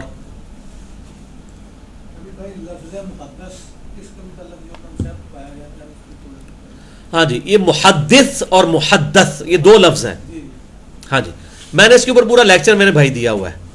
شکر ہے جناب, تہاڈی شکل بھی ویکھی ہے, میں جناب اینک لا کے ویکھاں. ہاں ٹھیک ہے. اچھا ماسٹر صاحب اس طرح ہے کہ مسئلہ نمبر 6B میرا ریکارڈ ہے, کشف, الہام اور خوابوں سے متعلق. اس میں نے یہ دو لفظ بتائے ہیں, محدث اور محدث. محدث کہتے ہیں حدیث روایت کرنے والا, حدیث کہتے ہیں بات کو, جیسا کہ صحابہ کرام علیہم رضوان اہل بیت محدثین ہیں, سیدنا ابو ہریرہ, سیدنا جابر بن عبداللہ, باقی اصحاب. اس طریقے سے بعد میں ائمہ, امام بخاری, امام مسلم, امام ابو داؤد, امام ترمذی, ان کو ہم کہتے ہیں محدثین زیر کے ساتھ. محدث جو حدیث روایت کرتا ہے. ایک لفظ ہے محدث زبر کے ساتھ, محدث جس کے دل میں بات ڈال دی جائے. بخاری اور مسلم کی متفق علیہ حدیث ہے کہ اگلی امتوں میں محدث ہوا کرتے تھے, اگر میری امت میں کوئی ہوتا تو وہ عمر ہوتا. اسی حدیث کی میں نے پھر ایکسپلینیشن کی ہے مسئلہ نمبر 6B. وہ جو یا ساریہ تل جبل والی روایت جو ہے ضعیف روایت, اس سے بھی عجیب و غریب کشف اور الہام کے عقیدے لوگوں نے گھڑے, تو اس میں وہ یہ بھی پلی لیتے تھے. میں نے صحیح بخاری سے سیدنا عمر کا اپنا قول پیش کیا ہے کتاب الشہادات چیپٹر سے, کہ وہ کہتے ہیں کہ جب تک نبی صلی اللہ علیہ وسلم ہم میں موجود تھے, اگر ہم سے کوئی غلط بیانی کرتا تھا اللہ ہمیں وحی کے ذریعے نبی صلی اللہ علیہ وسلم کے ذریعے بتا دیتا تھا. اب آپ کی وفات کے بعد ہمیں نہیں پتا لوگوں کے دلوں میں کیا, ہم تو ظاہر پہ فتویٰ لگائیں گے. سیدنا عمر خود کہہ رہے ہیں کہ ہمیں نہیں پتا, اور یہ وہ کہتے ہیں جی محدث, وہ کہتے ہیں جی اگر ہے تو عمر ہے, اگر ہوتا تو عمر ہوتا, کیونکہ عمر نے تو خود انکار کر دیا. یا ساریت الجبل والی روایت بھی محمد بن اجلان کی تدلیس کی وجہ سے ضعیف ہے.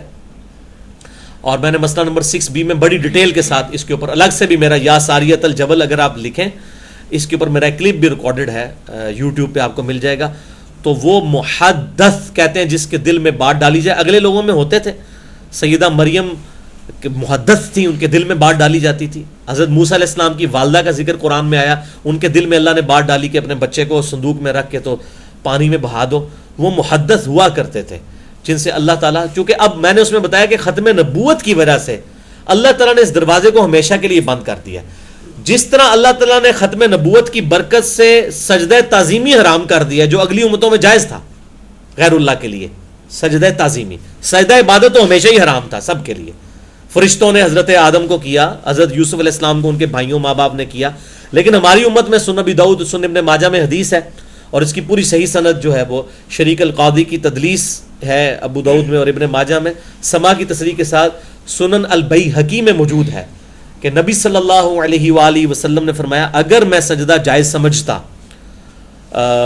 اللہ کے علاوہ کسی کے لیے تعظیمی سجدہ, تو میں بیویوں کو کہتا کہ اپنے خاوندوں کو کریں اس حق کے سبب جو اللہ تعالیٰ نے ان کو دیا ہے. تو سجدہ تعظیمی حرام ہوا اس امت میں. اسی طریقے سے یہ محدث والا معاملہ بھی ختم کر دیا گیا تاکہ کوئی ختم نبوت پہ ڈاکہ ڈالنے کی کوشش نہ کرے, کشف اور الہام اور اس طرح. اب ایک ہی دروازہ ہے جو بخاری اور مسلم میں حدیث ہے قیامت تک کے لیے. اب غیب کی خبروں میں سے صرف مبشرات باقی ہیں. پوچھا گیا یا رسول اللہ صلی اللہ علیہ وآلہ وسلم مبشرات کیا ہیں, تو آپ نے فرمایا سچے خواب جو ہیں, اور خواب بھی جب اسٹیبلش ہوں گے تب, کیونکہ بخاری اور مسلم میں موجود ہے خواب اللہ کی طرف سے بھی ہوتا ہے, شیطان کی طرف سے بھی ہوتا ہے, نفس کی طرف سے بھی ہوتا ہے. جب تک اسٹیبلش نہ ہو جائے اس وقت تک آپ کہہ نہیں سکتے. ورنہ تو 92 میں طارق قادری صاحب نے خواب دیکھا جی کہ میں وزیر اعظم بن جانا ہے, حال تک کون نہیں بڑھے. تو جب تک خواب ایگزیکیوٹ نہ ہو جائے اس وقت تک تو آپ نہیں کہہ سکتے کہ یہ خواب ایسے ہونا بھی تھا یا نہیں ہونا تھا. عمران خان صاحب نے 2013 کے الیکشن سے پہلے انہوں نے میڈیا پہ آ کہا جی میں خواب دیکھا ہے کہ کلین سویپ ہے, میں تو الیکشن جیت گیا ہوں, تو وہ ہار گئے تھے. تو وہ مطلب الیکشنوں سے پہلے تو آپ کہہ سکتے تھے کہ یہ محدث والا کوئی معاملہ ان کے ماننے والے, لیکن وہ سارا پول کھل گیا. تو اس طریقے سے کسی کے خواب دیکھنا یہ کوئی اس طریقے سے معاملات نہیں ہوتے ہیں. جب تک اسٹیبلش نہ ہو جائے اس وقت تک آپ نہیں کہہ سکتے کہ یہ چیز جو ہے وہ صحیح ہے یا غلط ہے. خواب والا معاملہ ہے. باقی یہ محدث والا جو معاملہ ہے کہ کسی کے دل میں بات ڈالی جائے, ہاں یہ ہو سکتا ہے شرح صدر ہو سکتا ہے, کسی شخص کو کسی بات کا کوئی فہم زیادہ آ جائے, وہ الگ سے ایک چیز ہے. لیکن محدث پورے وثوق کے ساتھ کسی غیر نبی کے اوپر, ادر دین نبی, غیر نبی کے اوپر کسی دل پر القاء ہونا یہ اس امت میں بینڈ ہے جی, قیامت تک کے لیے کوئی ایسا معاملہ نہیں ہوگا. تو یہ لفظ دیکھیں زبر زیر سے کتنا فرق پڑتا ہے. محدث حدیث روایت کرنے والا, محدث جس کے دل میں بات ڈالی جائے, مرشد لوگوں کو رشد و ہدایت دینے والا, مرشد جس کو ہدایت دی جا رہی ہو. نبی صلی اللہ علیہ وسلم ہمارے مرشد ہیں اور ہم آپ صلی اللہ علیہ وسلم کے مرشد ہیں. نبی صلی اللہ علیہ وسلم ہمارے سید ہیں, ہمارے آقا, اور ہم آپ صلی اللہ علیہ وسلم کے سید ہیں زبر کے ساتھ, آپ کے غلام. تو زیر اور زبر سے بڑا فرق پڑ جاتا ہے. محدث محدث, سید سید, مرشد مرشد, بالکل الٹ معنی ہو جاتا ہے زیر اور زبر کے فرق کے ساتھ. تو اس میں احتیاط کی بھی ضرورت ہوتی ہے. چلیں جی, اور کسی کا سوال؟ جی یہ آپ نے سال سوال میں جو آگے کمنٹس کیے کہ آپ کے لیکچر میں تھا کہ نیاز اللہ کے نام پہ بھی ضروری ہے اور اللہ کے لیے بھی, اس میں خیال رکھا جائے کہ کسی کا قرب حاصل کرنے کے لیے اس میں پھر ہاں ٹھیک ہے, وہ میں نے بتا دیا, مسئلہ نمبر 74 کا حوالہ دے دیا کہ قرب, کسی غیر اللہ کا قرب اس حوالے سے حاصل کرنا کہ وہ میری مشکل کشائی کرے گا, میری پریشانی دور کر دے گا, تو ظاہر ہے یہ تو پھر معاملہ جو ہے وہ بدعت سے بھی بہت آگے چلا جائے گا اگر کسی کا یہ عقیدہ ہے. ہاں اگر کوئی کہتا ہے جی میں اپنے ماں یا باپ کی طرف سے صدقہ کرتا ہوں, میرے ماں باپ خوش ہو جائیں گے جنتوں میں, اگر پہنچ گئے ہوئے ہیں وہاں درجات بلند ہوں گے, خوش ہو جائیں گے, تو یہ معاملہ اس میں نہیں آئے گا. ہاں اگر کہتے ہیں مشکل کشائی کریں گے, پھر معاملہ بالکل ڈفرینٹ ہے, یہ دو الگ سے چیزیں. ہاں جی دونوں باتیں بتا دی ہیں. اصل میں ہم لوگ بعض کا زبردستی کسی کو گھسیٹ کے نا وہ ادھر تک لے جاتے ہیں. یہ مہربانی کیا کریں, لوگوں پہ ترس کھایا کریں, زبردستی لوگوں کو گھسیٹنے کی کوشش نہ کریں. کسی جن لوگوں کے اندر جتنی بات ہے اتنی رہنے دیں. اگر غلطی کہیں پہ موجود ہے اصلاح کی کوشش کریں میرے بھائیوں. اس وقت کوشش اصلاح کی ہے.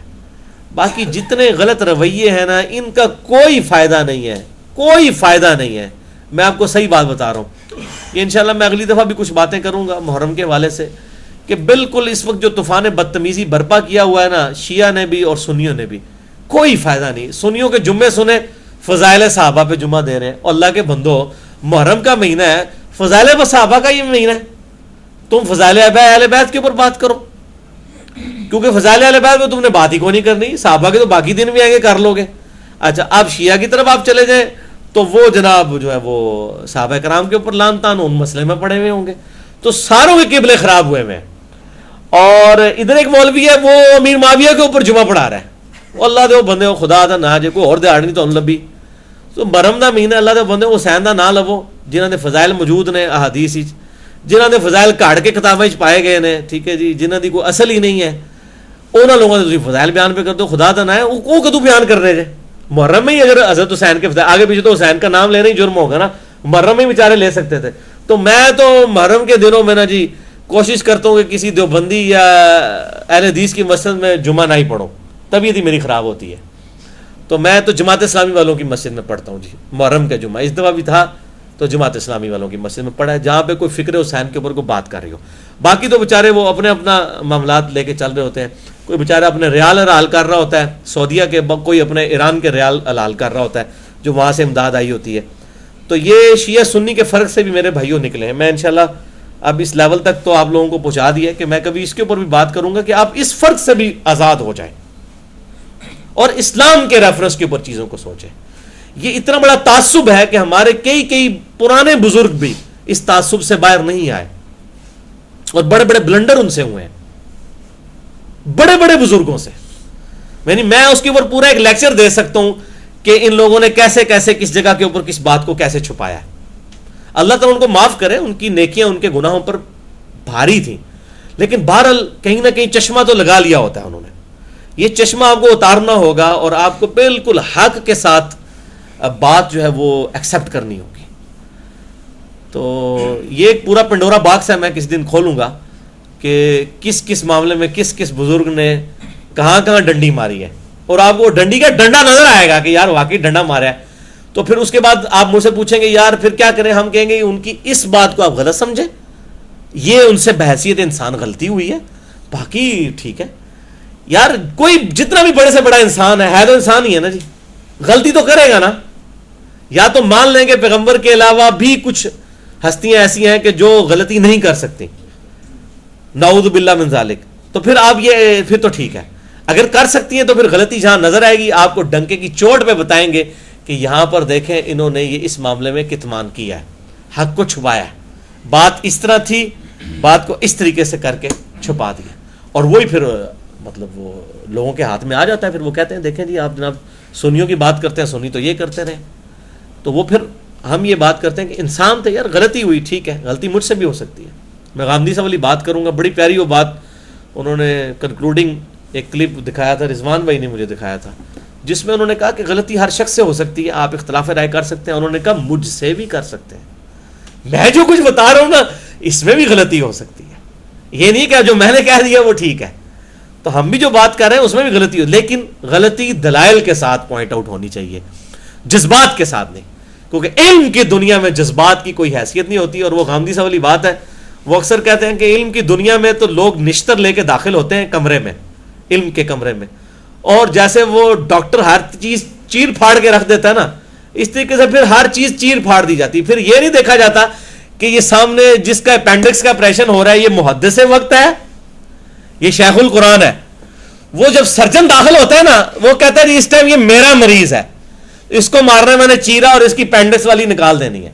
اسی طریقے سے جب ہم یہاں پہ انالیسس کرنے بیٹھیں گے تو ہم پھر یہ نہیں دیکھیں گے کہ یہ امام احمد بن حنبل ہے یا امام بخاری ہے یا امام ترمذی ہے, نہیں, پھر ہم ایک منصف مزاج انسان کی حیثیت سے دیکھ رہے ہوں گے کہ یار یہ امام داؤد نے یہ کیا کیا یار سنن ابی داؤد میں, جب فلاں شخص فلاں کو ملنے کوفے آیا تو فلاں نے فلاں پر لعنت کی, تو یہ فلاں فلاں ان فلانوں کا نام کیوں نہیں بتایا. ٹھیک ہے, ان کو تو پتا تھے, جس نے بیان کیا اس نے فلاں فلاں کر کے تو نہیں بیان کیا. ہاں جب وہ سنن نسائی الکبریٰ میں آیا تو انہوں نے بتا دیا کہ کون آیا تھا اور کیا ہوا تھا. ٹھیک ہے, تو یہ مسئلہ ہے کہ وہ پھر ہم بتائیں گے کہ میرے بھائی یہاں پہ یہ فلاں فلاں کام پایا ہے لوگوں نے. ٹھیک ہے, انسان تھے, ہو سکتا ہے ان کے سرکمسٹانسز میں ہم ہوتے, ہم اس سے بڑا کوئی مسئلہ کر جاتے. بل آج تاریخ یاد رکھیے گا کسی کو معاف نہیں کرتی, تاریخ سب سے بڑی انصاف کرنے والی ہے. تاریخ فیصلہ کر دیتی ہے کہ کس نے اس وقت یہ چیز جو کی تھی یہ ایسے نہیں ہونی چاہیے تھی. ٹھیک ہے, آج تاریخ نے ایک بہت بڑا فیصلہ تو کیا ہے کہ سیدنا حسین رضی اللہ تعالیٰ عنہ علیہ السلام نے جو اس وقت قربانی دی ہے, اگر امت ان کا اس وقت ساتھ دیتی تو شاید دوبارہ ڈگر پہ چڑھ جاتی. آج دیکھ لیں 1400 سال ہو گئے نا, اس ٹائم تو لوگ کہہ رہے ہوں گے یار خیر ہے ایک یزید ہی ہے نا, ہو سکتا ہے 2-4 ایٹریشن پرفارم ہوں, کو صحیح حکمران آ ہی جائے. ایک عمر بن عبدالعزیز ہی آیا نا 2 سال, اس سے لے کے ابھی تک 1400 سال سے ہم رو ہی رہے ہیں نا بیٹھ کے. تو دوبارہ اسلامی حکومت تو بحال کوئی نہیں ہو سکی نا, بڑی کوششیں کی ہیں, ہر زمانے میں لوگ اٹھے, لیکن وہ ایک جو پٹری سے ایک دفعہ انجن اتر گیا نا وہ اب اتنی دور جا چکا ہے کہ وہ واپس آنے کا نام نہیں. اب اسی لیے ہم امام مہدی کا انتظار کر رہے ہوتے ہیں کہ یار مہدی آئے گا تو کچھ کرے گا. اب مہدی آ کے تے جناب یزید فضائل نے جمعہ پڑھائے گا کہ ہاں جی میرا پیو غلط سی تے یزید ٹھیک سی, تہاڈا پیو ٹھیک سی. یہ تو مہدی آئے گا تو پھر تہاڈی پھینٹی لگنی ہے جہاں یزید وکالتکار نے. اچھا جی اور سوال کریں جی. علمی خواب میں جو میت میں سے کوئی بندہ ملتا ہے تو ان کے وہ اپنے آخرت کے تھوڑے بہت حالات بھی بتاتے ہیں. دیکھیں جی میت کو خواب میں دیکھنا اور اس کے حالات بتانا مطلب وثوق کے ساتھ تو کوئی نہیں کہہ سکتا. خواب تو سارے لوگ بیان کر رہے ہیں, یعنی بریلویوں سے پوچھیں وہ اپنے بزرگ بابوں کے خواب بیان کریں گے, دیوبندی اپنوں کے کریں گے, شیعہ اپنوں کے کریں گے, اہل حدیث اپنوں کے کریں گے. تو میرے بھائی یہ تو خواب ہی ہے نا جی, یہ جب تک اسٹیبلش نہیں ہو جاتا اس وقت تک آپ کنفرم نہیں کر سکتے. وہ فرشتہ آتے ہیں اس شکل میں یا کون؟ دیکھیں جی ہم کیسے کہہ سکتے ہیں فرشتہ آیا ہے شیطان آیا ہے, ہم تو نہیں کہہ سکتے. کوئی وثوق کے ساتھ تو کسی کے بارے میں وہ کہہ نہیں سکتا. یعنی آخرت کے معاملے تو اللہ نے اپنے پاس رکھے ہوئے ہیں, ٹھیک ہے نا. آپ اس کا میں آپ کو بڑا آسان طریقہ بتاتا ہوں. اگر کوئی بریلوی اپنی کسی بزرگ کا بتا رہا ہے نا, اس کو کہ یار وہ فلانے ساڈے بڑے سن اہل حدیث وہ فوت ہوئے نے تو انہوں نے پتر نے خواب دیکھا جنت ہی نے, تے تو بھی اہل حدیث ہو جا, تو کیا خیال ہے کہ ہاں میں ہو جانا. تو ماما تو کو لوگوں خواب سنانا ہے کہ ساڈے بزرگوں نے فلانی جگہ دیکھا ہے تو تسی اے ہو جاؤ.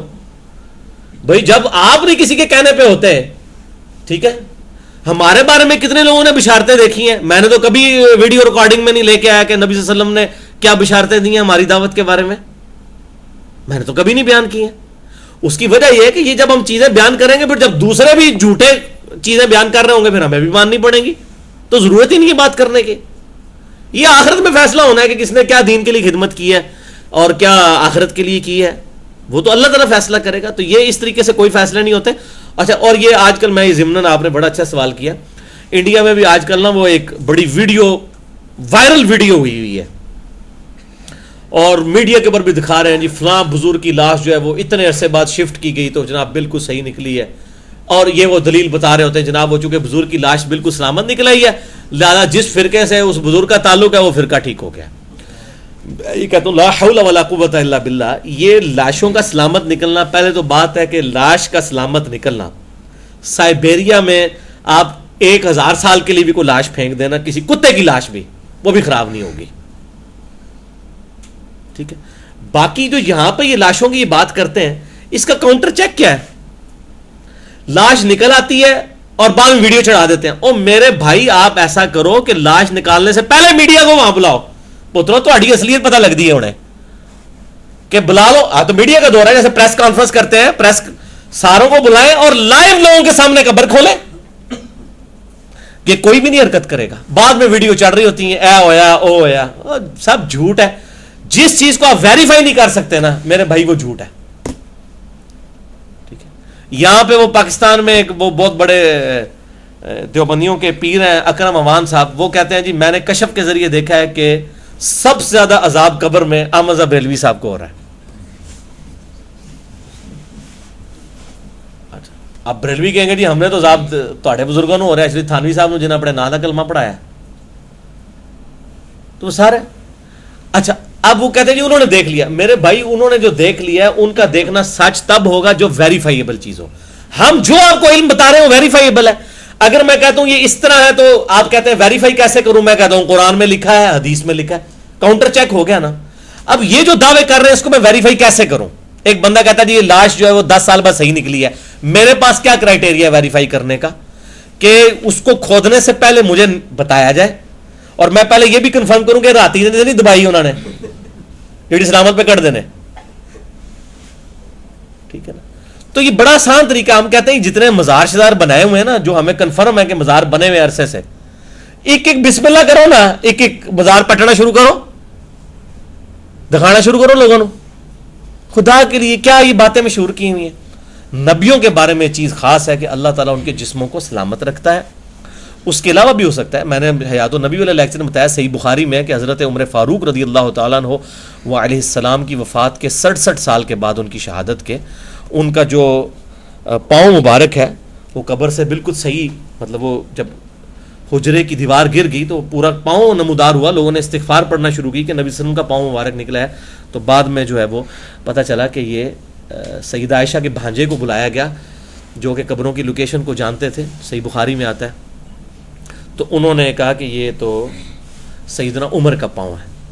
تو اس طرح ہو سکتا ہے, اس طرح کے پروٹوکول ہو سکتے ہیں, لیکن جب یہ اس طرح کے معاملات کرنے لگتے ہیں نا اس وقت پھر لوگوں کو مدعو کیا کریں تاکہ لوگ چیک کریں کہ جی یہ لاش صحیح ہے, خراب ہے, تعفن پھیلا ہوا ہے, نہیں پھیلا ہوا, وہ لاش جو نظر آ رہی ہے وہ ممی ہے یا واقعی لاش ہے. مطلب یہ اس کو کاؤنٹر پھر ویریفائی, ایک ظاہر ہے کسی آپ جو ہے وہ میڈیکل ٹیسٹ لیبارٹری میں ہی جا کے اس کو ویریفائی کریں گے نا, یا اس طرح ویڈیو بنا کے چڑھا دیں گے ہزاروں ویڈیو, اور پھر انہی کو کہیں گے جی فلاں بندے کی لاش صحیح نکلی ہے, وہ فلاں فرقے کا تھا, اور جی وہ تو ہے ہی مردود نے, انہوں نے ہو ہی نہیں سکتی. تو بھائی تہاڈی کیوں مان لئی ایسی, کیوں آپ اس طرح کی باتیں بتاتے ہیں؟ اور اس طرح کی لاشوں کا سلامت نکلنا کوئی ثبوت نہیں ہے. یہ بندہ کوئی کیسے کہہ سکتا ہے کہ مرتے دم تک اس کا وہی عقیدہ تھا, اور اس طرح مرنے سے پہلے اس نے توبہ کر لی ہو.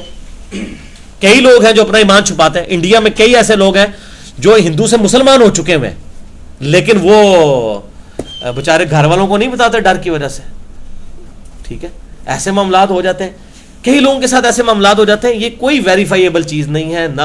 نہ کسی شخص کا موت کے وقت کلمہ پڑھنا اس چیز کی دلیل ہے کہ وہ بندہ ایمان کی حالت میں دنیا سے جا رہا ہے. قادیانی کون سا کلمہ پڑھتے ہیں؟ یہی کلمہ پڑھتے ہیں. وہ اس میں نبی صلی اللہ علیہ وسلم کے بعد غلام احمد قادیانی کا نام بھی نہیں لیتے ہیں. امت نبی کا کانسیپٹ رکھتے ہیں, عقیدہ رکھتے ہیں, کلمہ یہی پڑھتے ہیں. تو ایک قادیانی مرتے وقت لا الہ الا اللہ محمد رسول اللہ پڑھتا ہے تو وہ وہی پڑھ رہا ہے جو زندگی میں پڑھ رہا تھا. جائے ان سے کلمہ سن لیں جا کے. تو اس کی وجہ سے جو اس کے باقی بعد عقیدگی ہے وہ ختم تو نہیں ہو جائے گی. کلمہ پڑھ لینے سے کچھ نہیں ہوتا. اور یہ جو کہتے ہیں جی توفیق نہیں ہوئے گی انہوں, کیوں نہیں ہوئے گی؟ سارے مکتب فکر لوگوں نے پوچھو نا, ہر ایک بندے کو پوچھو نا, تسی ایک بریلوی جو بندی اہل حدیث شیعہ سارے لے آئے نا آپ, تو آپ ذرا ان کا انالیسس, کوئی آپ کو کہے گا جی میرا ماما مان لگا سی نا جی انہیں کلمہ پڑھ لیا سی جی, کوئی کہے گا جی میرا دادا جو مریا سی انہیں کلمہ پڑھ لیا سی. سارے ہی آپ کو بتائیں گے کوئی نہ کوئی واقعات. تو ایک دوسرے کے کیوں نہیں مانتے ہیں پھر؟ تو جب آپ ایک دوسرے کے نہیں مانتے ہیں تو ہم سے کیوں منواتے ہیں؟ ٹھیک ہے, تو اس طریقے سے یہ ساری کی ساری باتیں یہ کوئی دلائل نہیں ہوتے ہیں. نہ ان چیزوں کے ذریعے ان کو ویریفائی کیا جا سکتا ہے اور نہ اس کو کتاب و سنت کے خلاف کو حجت پیش کیا جا سکتا ہے. یہ ذہن میں رکھیے گا. اور آج کل تو عجیب و غریب ویڈیوز بنا کے وہ جعلی قسم کی کرامتیں بنا کے تو وہ چڑھا رہے ہوتے ہیں جناب یہ کر دیا وہ کر دیا, سب فراڈ ہے. اگر کوئی اتنا شوقین ہے تو میں کہتا ہوں یار یہ سارے بزرگ باہر آئیں. تو ہم تو انٹرنیشنل میڈیا کو بلواتے ہیں, CNN کو, BBC کو, پاکستان سے جیو کو بلا لیتے ہیں, دنیا والوں کو, ARY والوں کو, بڑے بڑے نیوز چینلز کو بلا لیتے ہیں. اپنے سارے بزرگ دنیا کے اکٹھے کر کے نا کوئی ایک کام کر کے دکھائے نا جو پرانے بزرگ بابوں کے بارے میں یہ کہتے تھے, یہ بم پھڑ دینے, چلو ایک بم سٹنے تے پھڑن, پھڑ کے دسو وٹا لو پھڑ سکتے, بم تو بڑی دور کی گل ہے, بس مشہور کیا ہوا ہے. تو میڈیا کو دکھائے نا یار. میں کہتا ہوں ایک دن میں سارے اپنے بزرگوں کے ماننے والے پورا پاکستان 20 کروڑ میں گارنٹی دیتا ہوں آپ کے ساتھ لگ جائے گا. آپ یہ کام کر کے دکھا دیں کسی کے سامنے. پہلے کہنا جی نہ 90 لاکھ نو کلمہ پڑھایا, 90 لاکھ آبادی ہی نہیں سی انڈیا پاکستان دی, جھوٹ مار دینے اے ہو گیا جی. لاکھوں یہ منظر دیکھ کر لاکھوں لوگوں نے اسلام قبول کر لیا. تو لاکھوں لوگوں نے جڑا منظر ویکھیا ہے, اللہ دے بندے ہو لاکھ بندے موجود نے, ہوں تسی ویڈیو بناؤ کروڑوں لوگوں نو جناب اسی لائیو دکھانے ہیں منظر. آؤ جی دنیا اولیاء اللہ سے خالی نہیں ہوتی, اولیاء اللہ لبو جناب, کتے چھپ کے جے لے آؤ. اولیاء ہیں یہ, اولیاء اللہ نہیں ہے. اب پرانے جتنے واقعات آپ کو ملیں گے نا پرانے, اور پھر ملتے جلتے بھی ہوں گے. یہ جو ہمارا یہ جیلم کا سلمان پارس والا واقعہ مشہور ہے نا جی, 65 جی بم پھڑے سن انہوں نے, 65 تو بعد سارے بزرگ ریٹائر ہو گئے نے. ہوں کسی کو نہیں جناب بم پھڑے جاندے. عراق اتنے بم پہ شیخ عبد القادر جیلانی اتنے موجود نے, اتنے سارے کتنے بڑی بڑی مشداں اور ساری چیزاں گر گئیاں. ان بزرگوں کو بم نہیں پھڑے جاندے, مطلب کمزور ہو گئے نے, اور پھڑے نہیں جاندے, روحانیت کمزور پی گئی ہے. افغانستان کتنے بم ڈگے, کوئی نہیں پھڑیا گیا کسی کو. ٹھیک ہے, تو بس اسی طریقے سے عبداللہ شاہ غازی وہاں پہ, اور یہ یہاں پہ مشہور ہے نا, آپ سیالکوٹ چلے جائیں وہ کہیں گے جی امام ولی الحق انہوں نے سیالکوٹ کا پل بچایا تھا. اچھا بچاندے سارے پل لیجئے,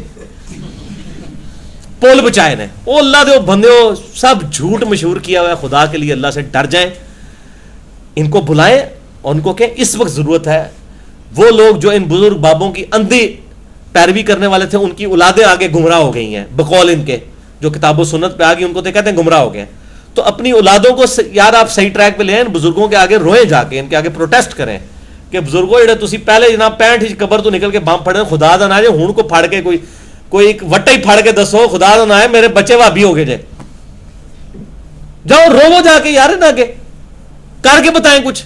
سب کا سب جھوٹ ہے میرے بھائی, یہ جھوٹ چل رہا ہے کتابوں میں. اچھا جی وہ سجے پاسے اسلام پھیرا سارے حافظ ہو گئے, کھبے پاسے پھیرا سارے ناظرہ ہو گئے.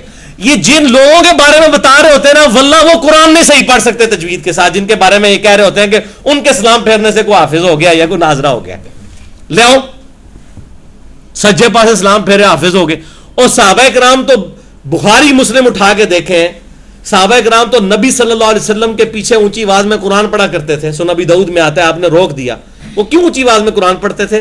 کیونکہ مصحف لکھا ہوا نہیں تھا. آپ صلی اللہ علیہ وسلم جب تلاوت کرتے تھے وہ پیچھے پیچھے تلاوت کرتے تھے تاکہ ان کو یاد ہو جائے. آپ تو نہیں فرمایا میرے پیچھے نیت کرو سجے پاسے سارے حافظ, کھبے پاسے سارے ناظرہ.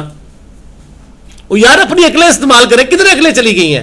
صحیح بخاری میں آتا ہے جنگ یمامہ میں جب کئی سو حفاظ شہید ہو گئے تو سیدنا عمر نے آ کے سیدنا ابوبکر صدیق رضی اللہ تعالیٰ عنہ علیہم السلام ان کو مشورہ دیا کہ قرآن حکیم کو ایک جگہ کمپائل کیا جائے. کتابی شکل میں ایک جگہ پہ موجود نہیں تھا, ریٹن فارم میں موجود تھا. زید ابن ثابت کی ڈیوٹی لگائی گئی. پھر اس وقت کسی نے نہیں کہا کہ جناب تواڈے بعد جڑے نانگے پیر نے انہوں نے سجے پاسے اسلام پھیر کے سارے حافظ, کھبے پاسے سارے اسلام پھیر کے نازا بنانے نے, تے حضرت ابوبکر صدیق نو ہی کہندے جناب تسی تے امام الاولیاء ہو. باقی امام الاولیاء تو سیدنا ابوبکر صدیق ہے نا. امام احمد بریلوی صاحب سے احکام شریعت میں پوچھا گیا اولیاء اللہ کے امام کون ہے, تو انہوں نے شیخ عبد القادر جیلانی کا نام نہیں لکھا, انہوں نے لکھا سیدنا ابوبکر الصدیق رضی اللہ تعالیٰ عنہ علیہ السلام. تو آپ امام الاولیاء ہیں تو سیدنا ابوبکر صدیق کو اس وقت مشورہ دیا جاتا کہ جناب تسی جناب نماز نہیں تو اسی پوری جیڑی امپائر فتح ہوئی ہے عراق علی اور باقی سارا نو تواڈے پیچھے نماز جناب جمعہ پڑھانے, سجے پاسے اسلام پھیر کے سارے حافظ بنا دیو, کھبے پاسے سارے ناظرہ بنا دیو, تواڈے بعد نکے نکے جڑے بزرگ نے گلی ملیاں دے انہوں نے یہ کام کرنے نے.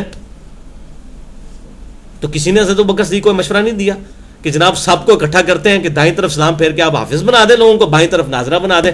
بعد میں جو ہے للو پنجوؤں نے یہ کام کرنے تھے تو سیدنا ابوبکر صدیق کر دیتے. چلو ان سے غلطی ہوئی. حضرت عمر جو بیچارے مشورہ دے رہے ہیں پریشان ہوئے ہیں, تو حضرت عمر خود نماز نیت کے لوگوں نے جناب سجے پاسے اسلام پھیر کے حافظ بنا دیں, کھبے پاسے ناظرہ. سب جھوٹ مشہور کیا ہوا ہے. اس طریقے سے چیزیں چل رہی ہیں. لیکن انڈیا پاکستان بنگلہ دیش میں میرے بھائیوں سودا چل جاتا ہے. یا بندہ الف ننگا ہو گئے کپڑے اتار کے بھی نہ کسی درخت کے نیچے بیٹھ کے اللہ شروع کر دینا, چار بندے وہ بھی نال لا لینا جائے. یہ اتنی زرخیز سرزمین ہے گمراہی کے لیے کہ یہاں پر لوگ اس طریقے سے اٹیچ ہو جاتے ہیں.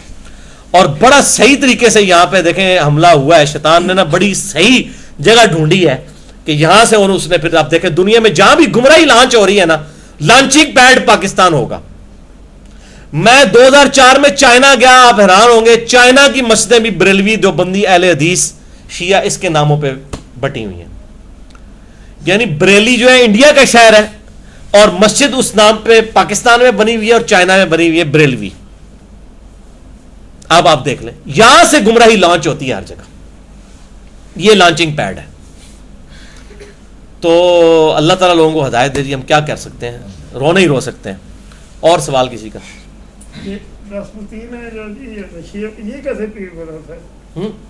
رشیا کا جو ہے راسپوتین ہے, میں نہیں جانتا. اس کو تو دعوت ہے جی انگلش میں اچھا خاصا. کیا چیز؟ وہ پیر تو شاہی فیملی کا ہے. پیر بڑے نے جی تھوک دے صاحب نال نے. کوئی دینی سوال کرو جی, کوئی دینی سوال کرو. یہ چھوڑو یہ سوال. جراثیم ہر جگہ موجود نے جناب. جتھے جتھے ٹھڈ موجود ہے نا انکل جی, ٹھڈ پیٹ جہاں ہے نا وہاں جراثیم موجود ہے. سب سے بڑا جراثیم یہ ہے. پیٹ روزی روٹی چلانے کے لیے یہ معاملات کرنے پڑتے ہیں. دیکھیں نا جی, ایک بندہ پورا دن مزدوری کرتا ہے اور بڑی مشکل سے وہ 500-600 کی دیہڑ لگاتا ہے, اور ایک بندہ جو ہے وہ ایک درخت کے نیچے بیٹھ رہا ہے, اللہ کی ضربیں لگا رہا ہے, وہاں اس کے وہ چادر بچھا کے بیٹھا ہو نا, تو وہاں پہ بھی اس سے زیادہ دیہڑ اس کو مل جاتی ہے بغیر محنت کیے ہوئے. تو جہاں جہاں پیٹ لگا ہوا ہے میرے بھائی, جامعہ ترمذی میں حدیث ہے ہر امت کا کوئی نہ کوئی فتنہ ہے اور میری امت کا فتنہ مال ہے. Simple is that. عثمان بھائی چائے لے آئیں.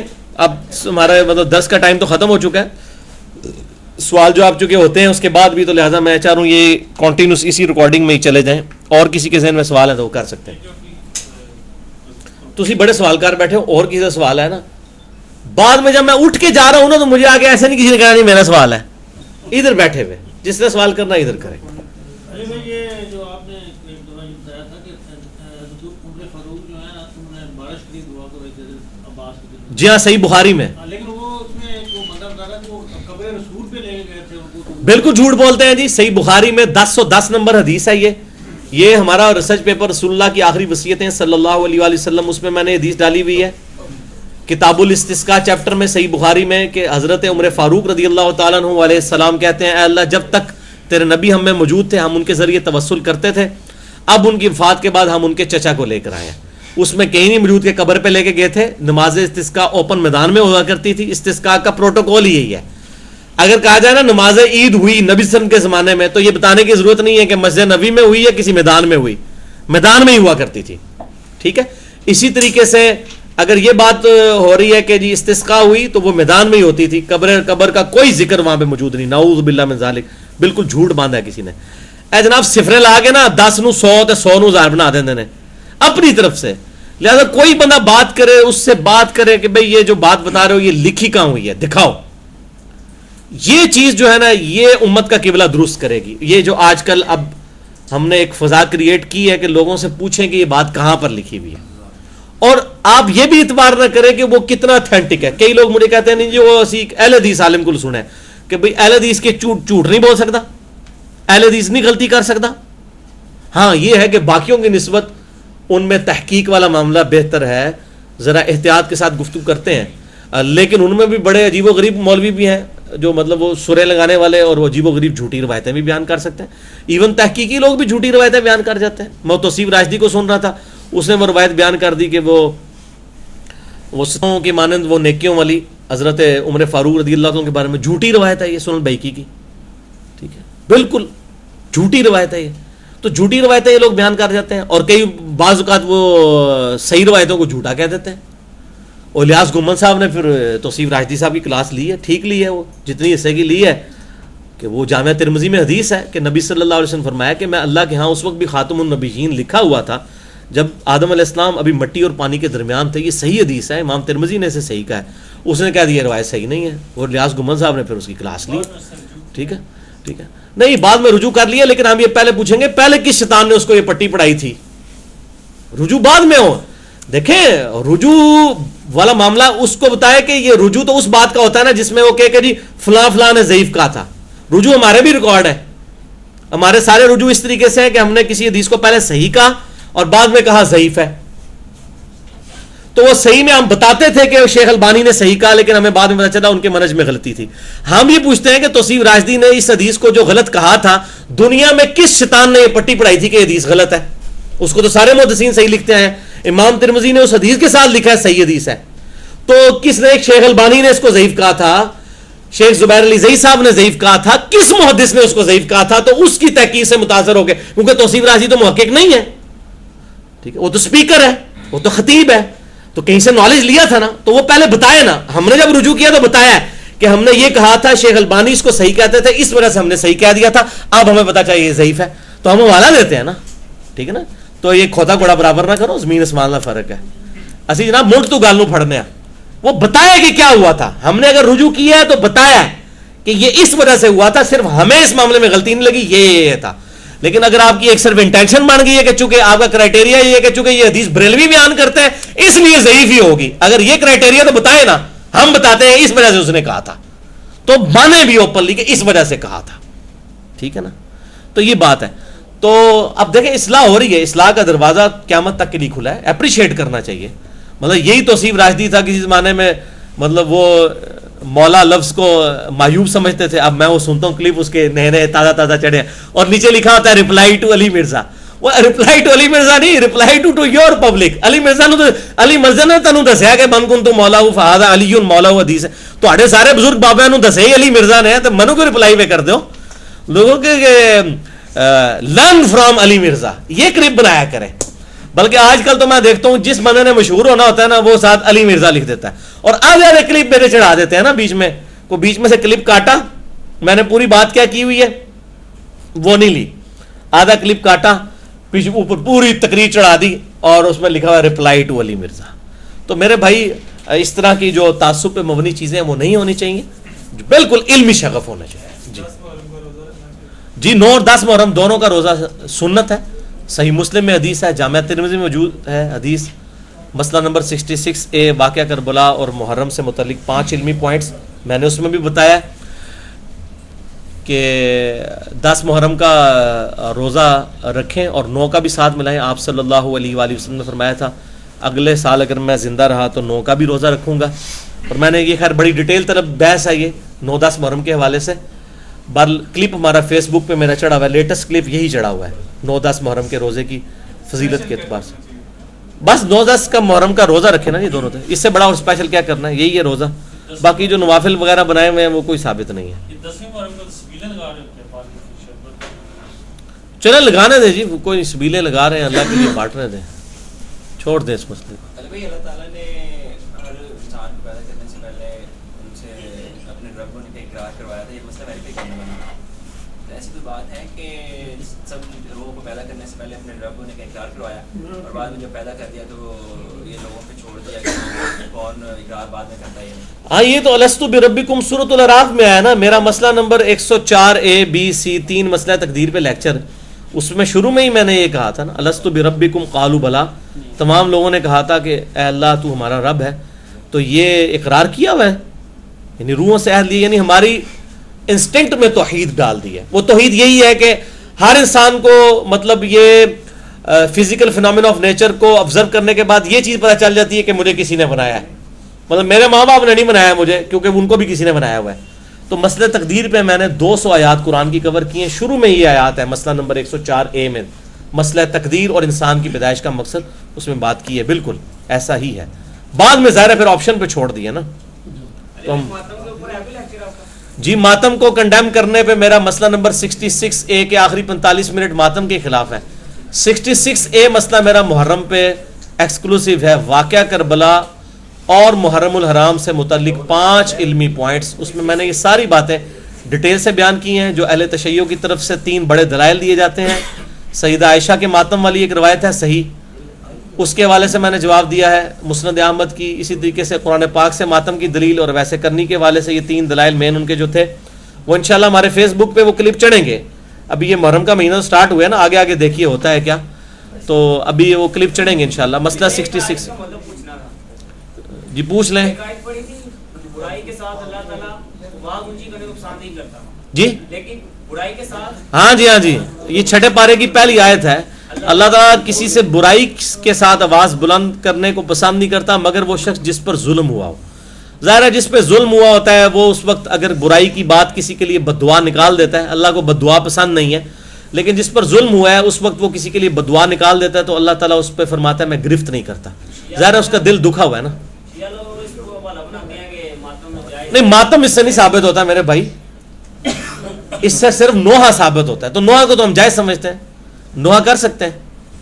نوحہ یہ کہ اشعار کی شکل میں آپ واقعہ کربلا بیان کریں جو صحیح سند سے ثابت ہے, یا اہل بیت کی شان بیان کریں. مسند احمد میں صحیح سند کے ساتھ حدیث ہے. ام سلمہ نے, میں نے اپنے ریسرچ پیپر میں بھی ڈالی ہے, ام سلمہ رضی اللہ تعالی عنہا ہماری والدہ نے جنوں کو حضرت حسین پہ نوحہ کرتے سنا تھا. یہ صحیح سند کے ساتھ مسند احمد میں ہے. میں نے 72 احادیث جو جمع کی ہیں واقعہ کربلا پہ, اس میں بھی ڈالی ہے. کیا چیز؟ وہ نوحہ اس طرح کا نوحہ منع ہے جس میں کسی کی ایسی تعریف بیان کی جائے جو اس میں موجود نہ ہو, وہ نوحہ منع ہے. جیسے قرآن حکیم میں شاعری کو کنڈیم کیا گیا. اس سے یہ مطلب نہیں ہے کہ شاعری مکمل طور پہ کنڈیم ہے.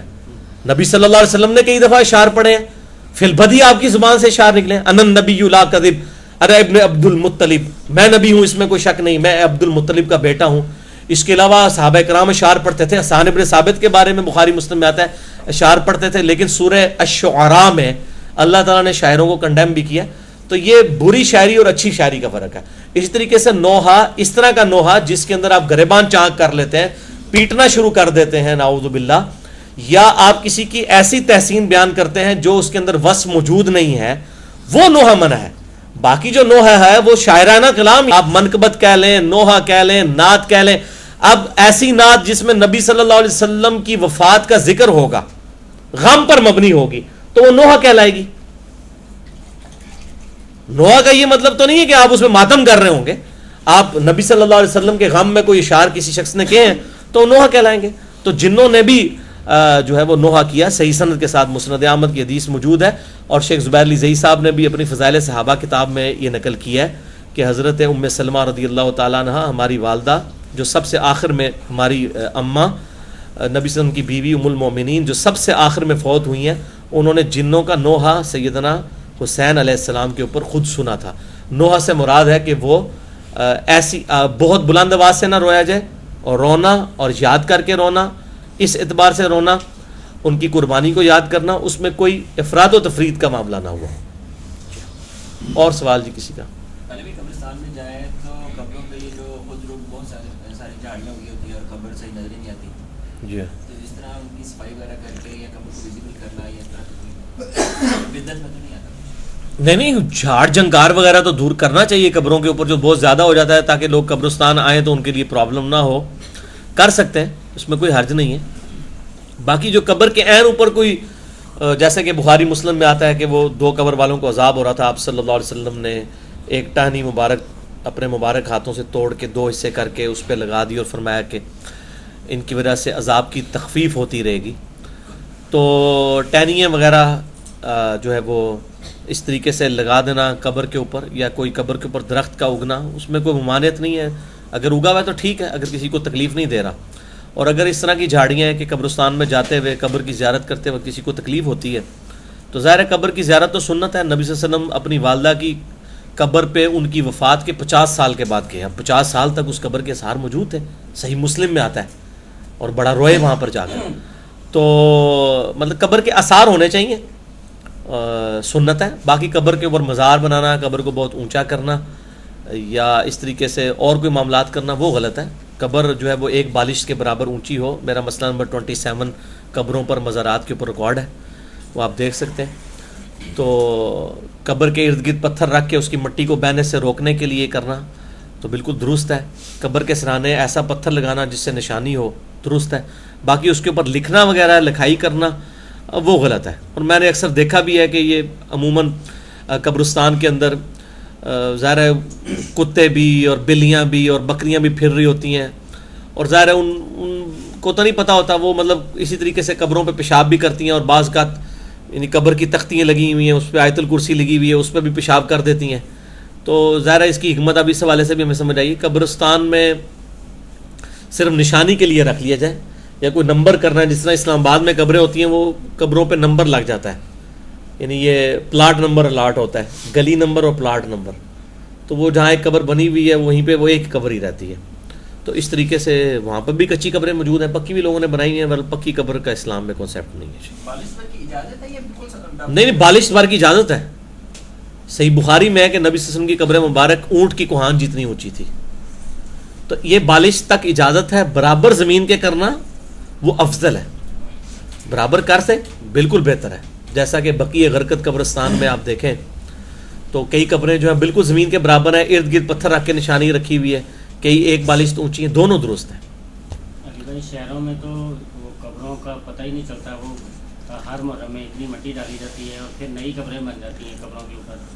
تو وہ تو ہمارے کئی عزیز ایسے ہیں کہ ان کی ہمارے سامنے فوت ہوئے 20-20 سال بعد ان کی قبروں کا پتہ نہیں چل رہا. چلے قبروں کا نہیں پتہ چل رہا، ان کا تو پتہ چل جاتا ہے نا، ان کو لیے تو دعا کریں نا. ہاں قبر پہ جا کے دعا کرنا ضروری نہیں، گھر بیٹھ کے بھی دعا ہو سکتی. قبر پہ تو اس لیے جایا جاتا ہے کہ تاکہ جانے والے کو عبرت ہو کہ میں نے بھی اس کی جگہ جانا ہے. قبروں پہ ضرور جائیں، صحیح مسلم کی حدیث ہے قبروں پہ جاؤ تاکہ آخرت کی یاد آئے. تو وہ اس کا مقصد کچھ اور ہے، مزاروں پہ نہیں، قبروں پہ. تو مزاروں پہ تو جا کے تو مطلب آپ آخرت سے غافل ہی ہوں گے. جو نبی صلی اللہ علیہ وسلم کی مخالفت میں جگہ بنی ہے وہاں پر تو جانا ہی منع ہے. تو قبروں پہ جائیں تاکہ آخرت کی یاد آئے، تو اس کے لیے ہے. باقی کسی کو دعا کرنے کے لیے، صدقہ خیرات کرنے کے لیے آپ دنیا کے کسی کونے میں بیٹھے ہوئے آپ دعا کریں، دعا اس تک پہنچے گی، وہ تو اللہ نے پہنچانی ہے. اس کے لیے قبر پہ پہنچنا تو ضروری نہیں ہے، وہ پہنچ رہی ہے. تو آثار اگر مٹ بھی گئے ہیں تو کوئی مسئلہ نہیں ہے. دیکھیں ہم جتنا مہنگے سے مہنگا کفن دیں، جس کی قبر جنت کا باغ بننی ہے اس کو جنتی کفن مل جانا ہے. ٹھیک ہے جی، ہمارے کفن کا کوئی محتاج نہیں ہے. اور آخرت کے معاملات اپنی تیاری، مطلب لوگ مر جاتے ہیں نا، لوگ افسوس کر رہے ہوتے ہیں یار کہ پچھلوں کا کیا بنے گا. مجھے تو ہمیشہ افسوس ہوتا ہے کہ ادا کے بڑھنا ہے. حقیقت بات ہے، سب سے زیادہ ترس اس بندے پہ کھانا چاہیے کہ یار یہ بندہ بیچارہ پلان ہی کرتا رہ گیا، تو اس کے ساتھ اب بننی کیا ہے. یقین کریں یہ ہے اصل بات. اور اس کے ساتھ یہ کہ پھر میرے ساتھ کیا بننا ہے. پچھلوں کا کیا ہے، پچھلے یار دنیا میں اگر کسی شخص کے جانے سے دنیا بند ہوتی تھا تو وہ نبی صلی اللہ علیہ وسلم کی ذات تھی. اور اس وقت صحابہ کی یہ حالت تھی کہ مطلب یعنی کہ ہوش ہی نہیں تھی. اور ساری جو فتوحات ہیں وہ آپ کی وفات کے بعد ہوئی ہیں. فتوحات کو دیکھیں تو لگتا ہی نہیں ہے کہ یہ وہ صحابہ جو اس وقت غش کی وجہ سے بے ہوش ہو گئے ہوئے تھے کہ انہوں نے یار بعد میں کیا، وہ تو مطلب حضرت عمر نے تو کہہ دیا تھا میں گردن اتار دوں گا. صحیح بخاری میں آتا ہے. تو کدھر حضرت عمر کے دور میں یرموک اور قادسیہ ہونی تھی، رومن اور پرشین امپائر گرنی تھی. یعنی اگر کوئی فرق پڑنا تھا تو آپ صلی اللہ علیہ وسلم کی دنیا سے جانے سے فرق پڑتا. تو کسی کے جانے سے دنیا کو کوئی فرق نہیں پڑتا.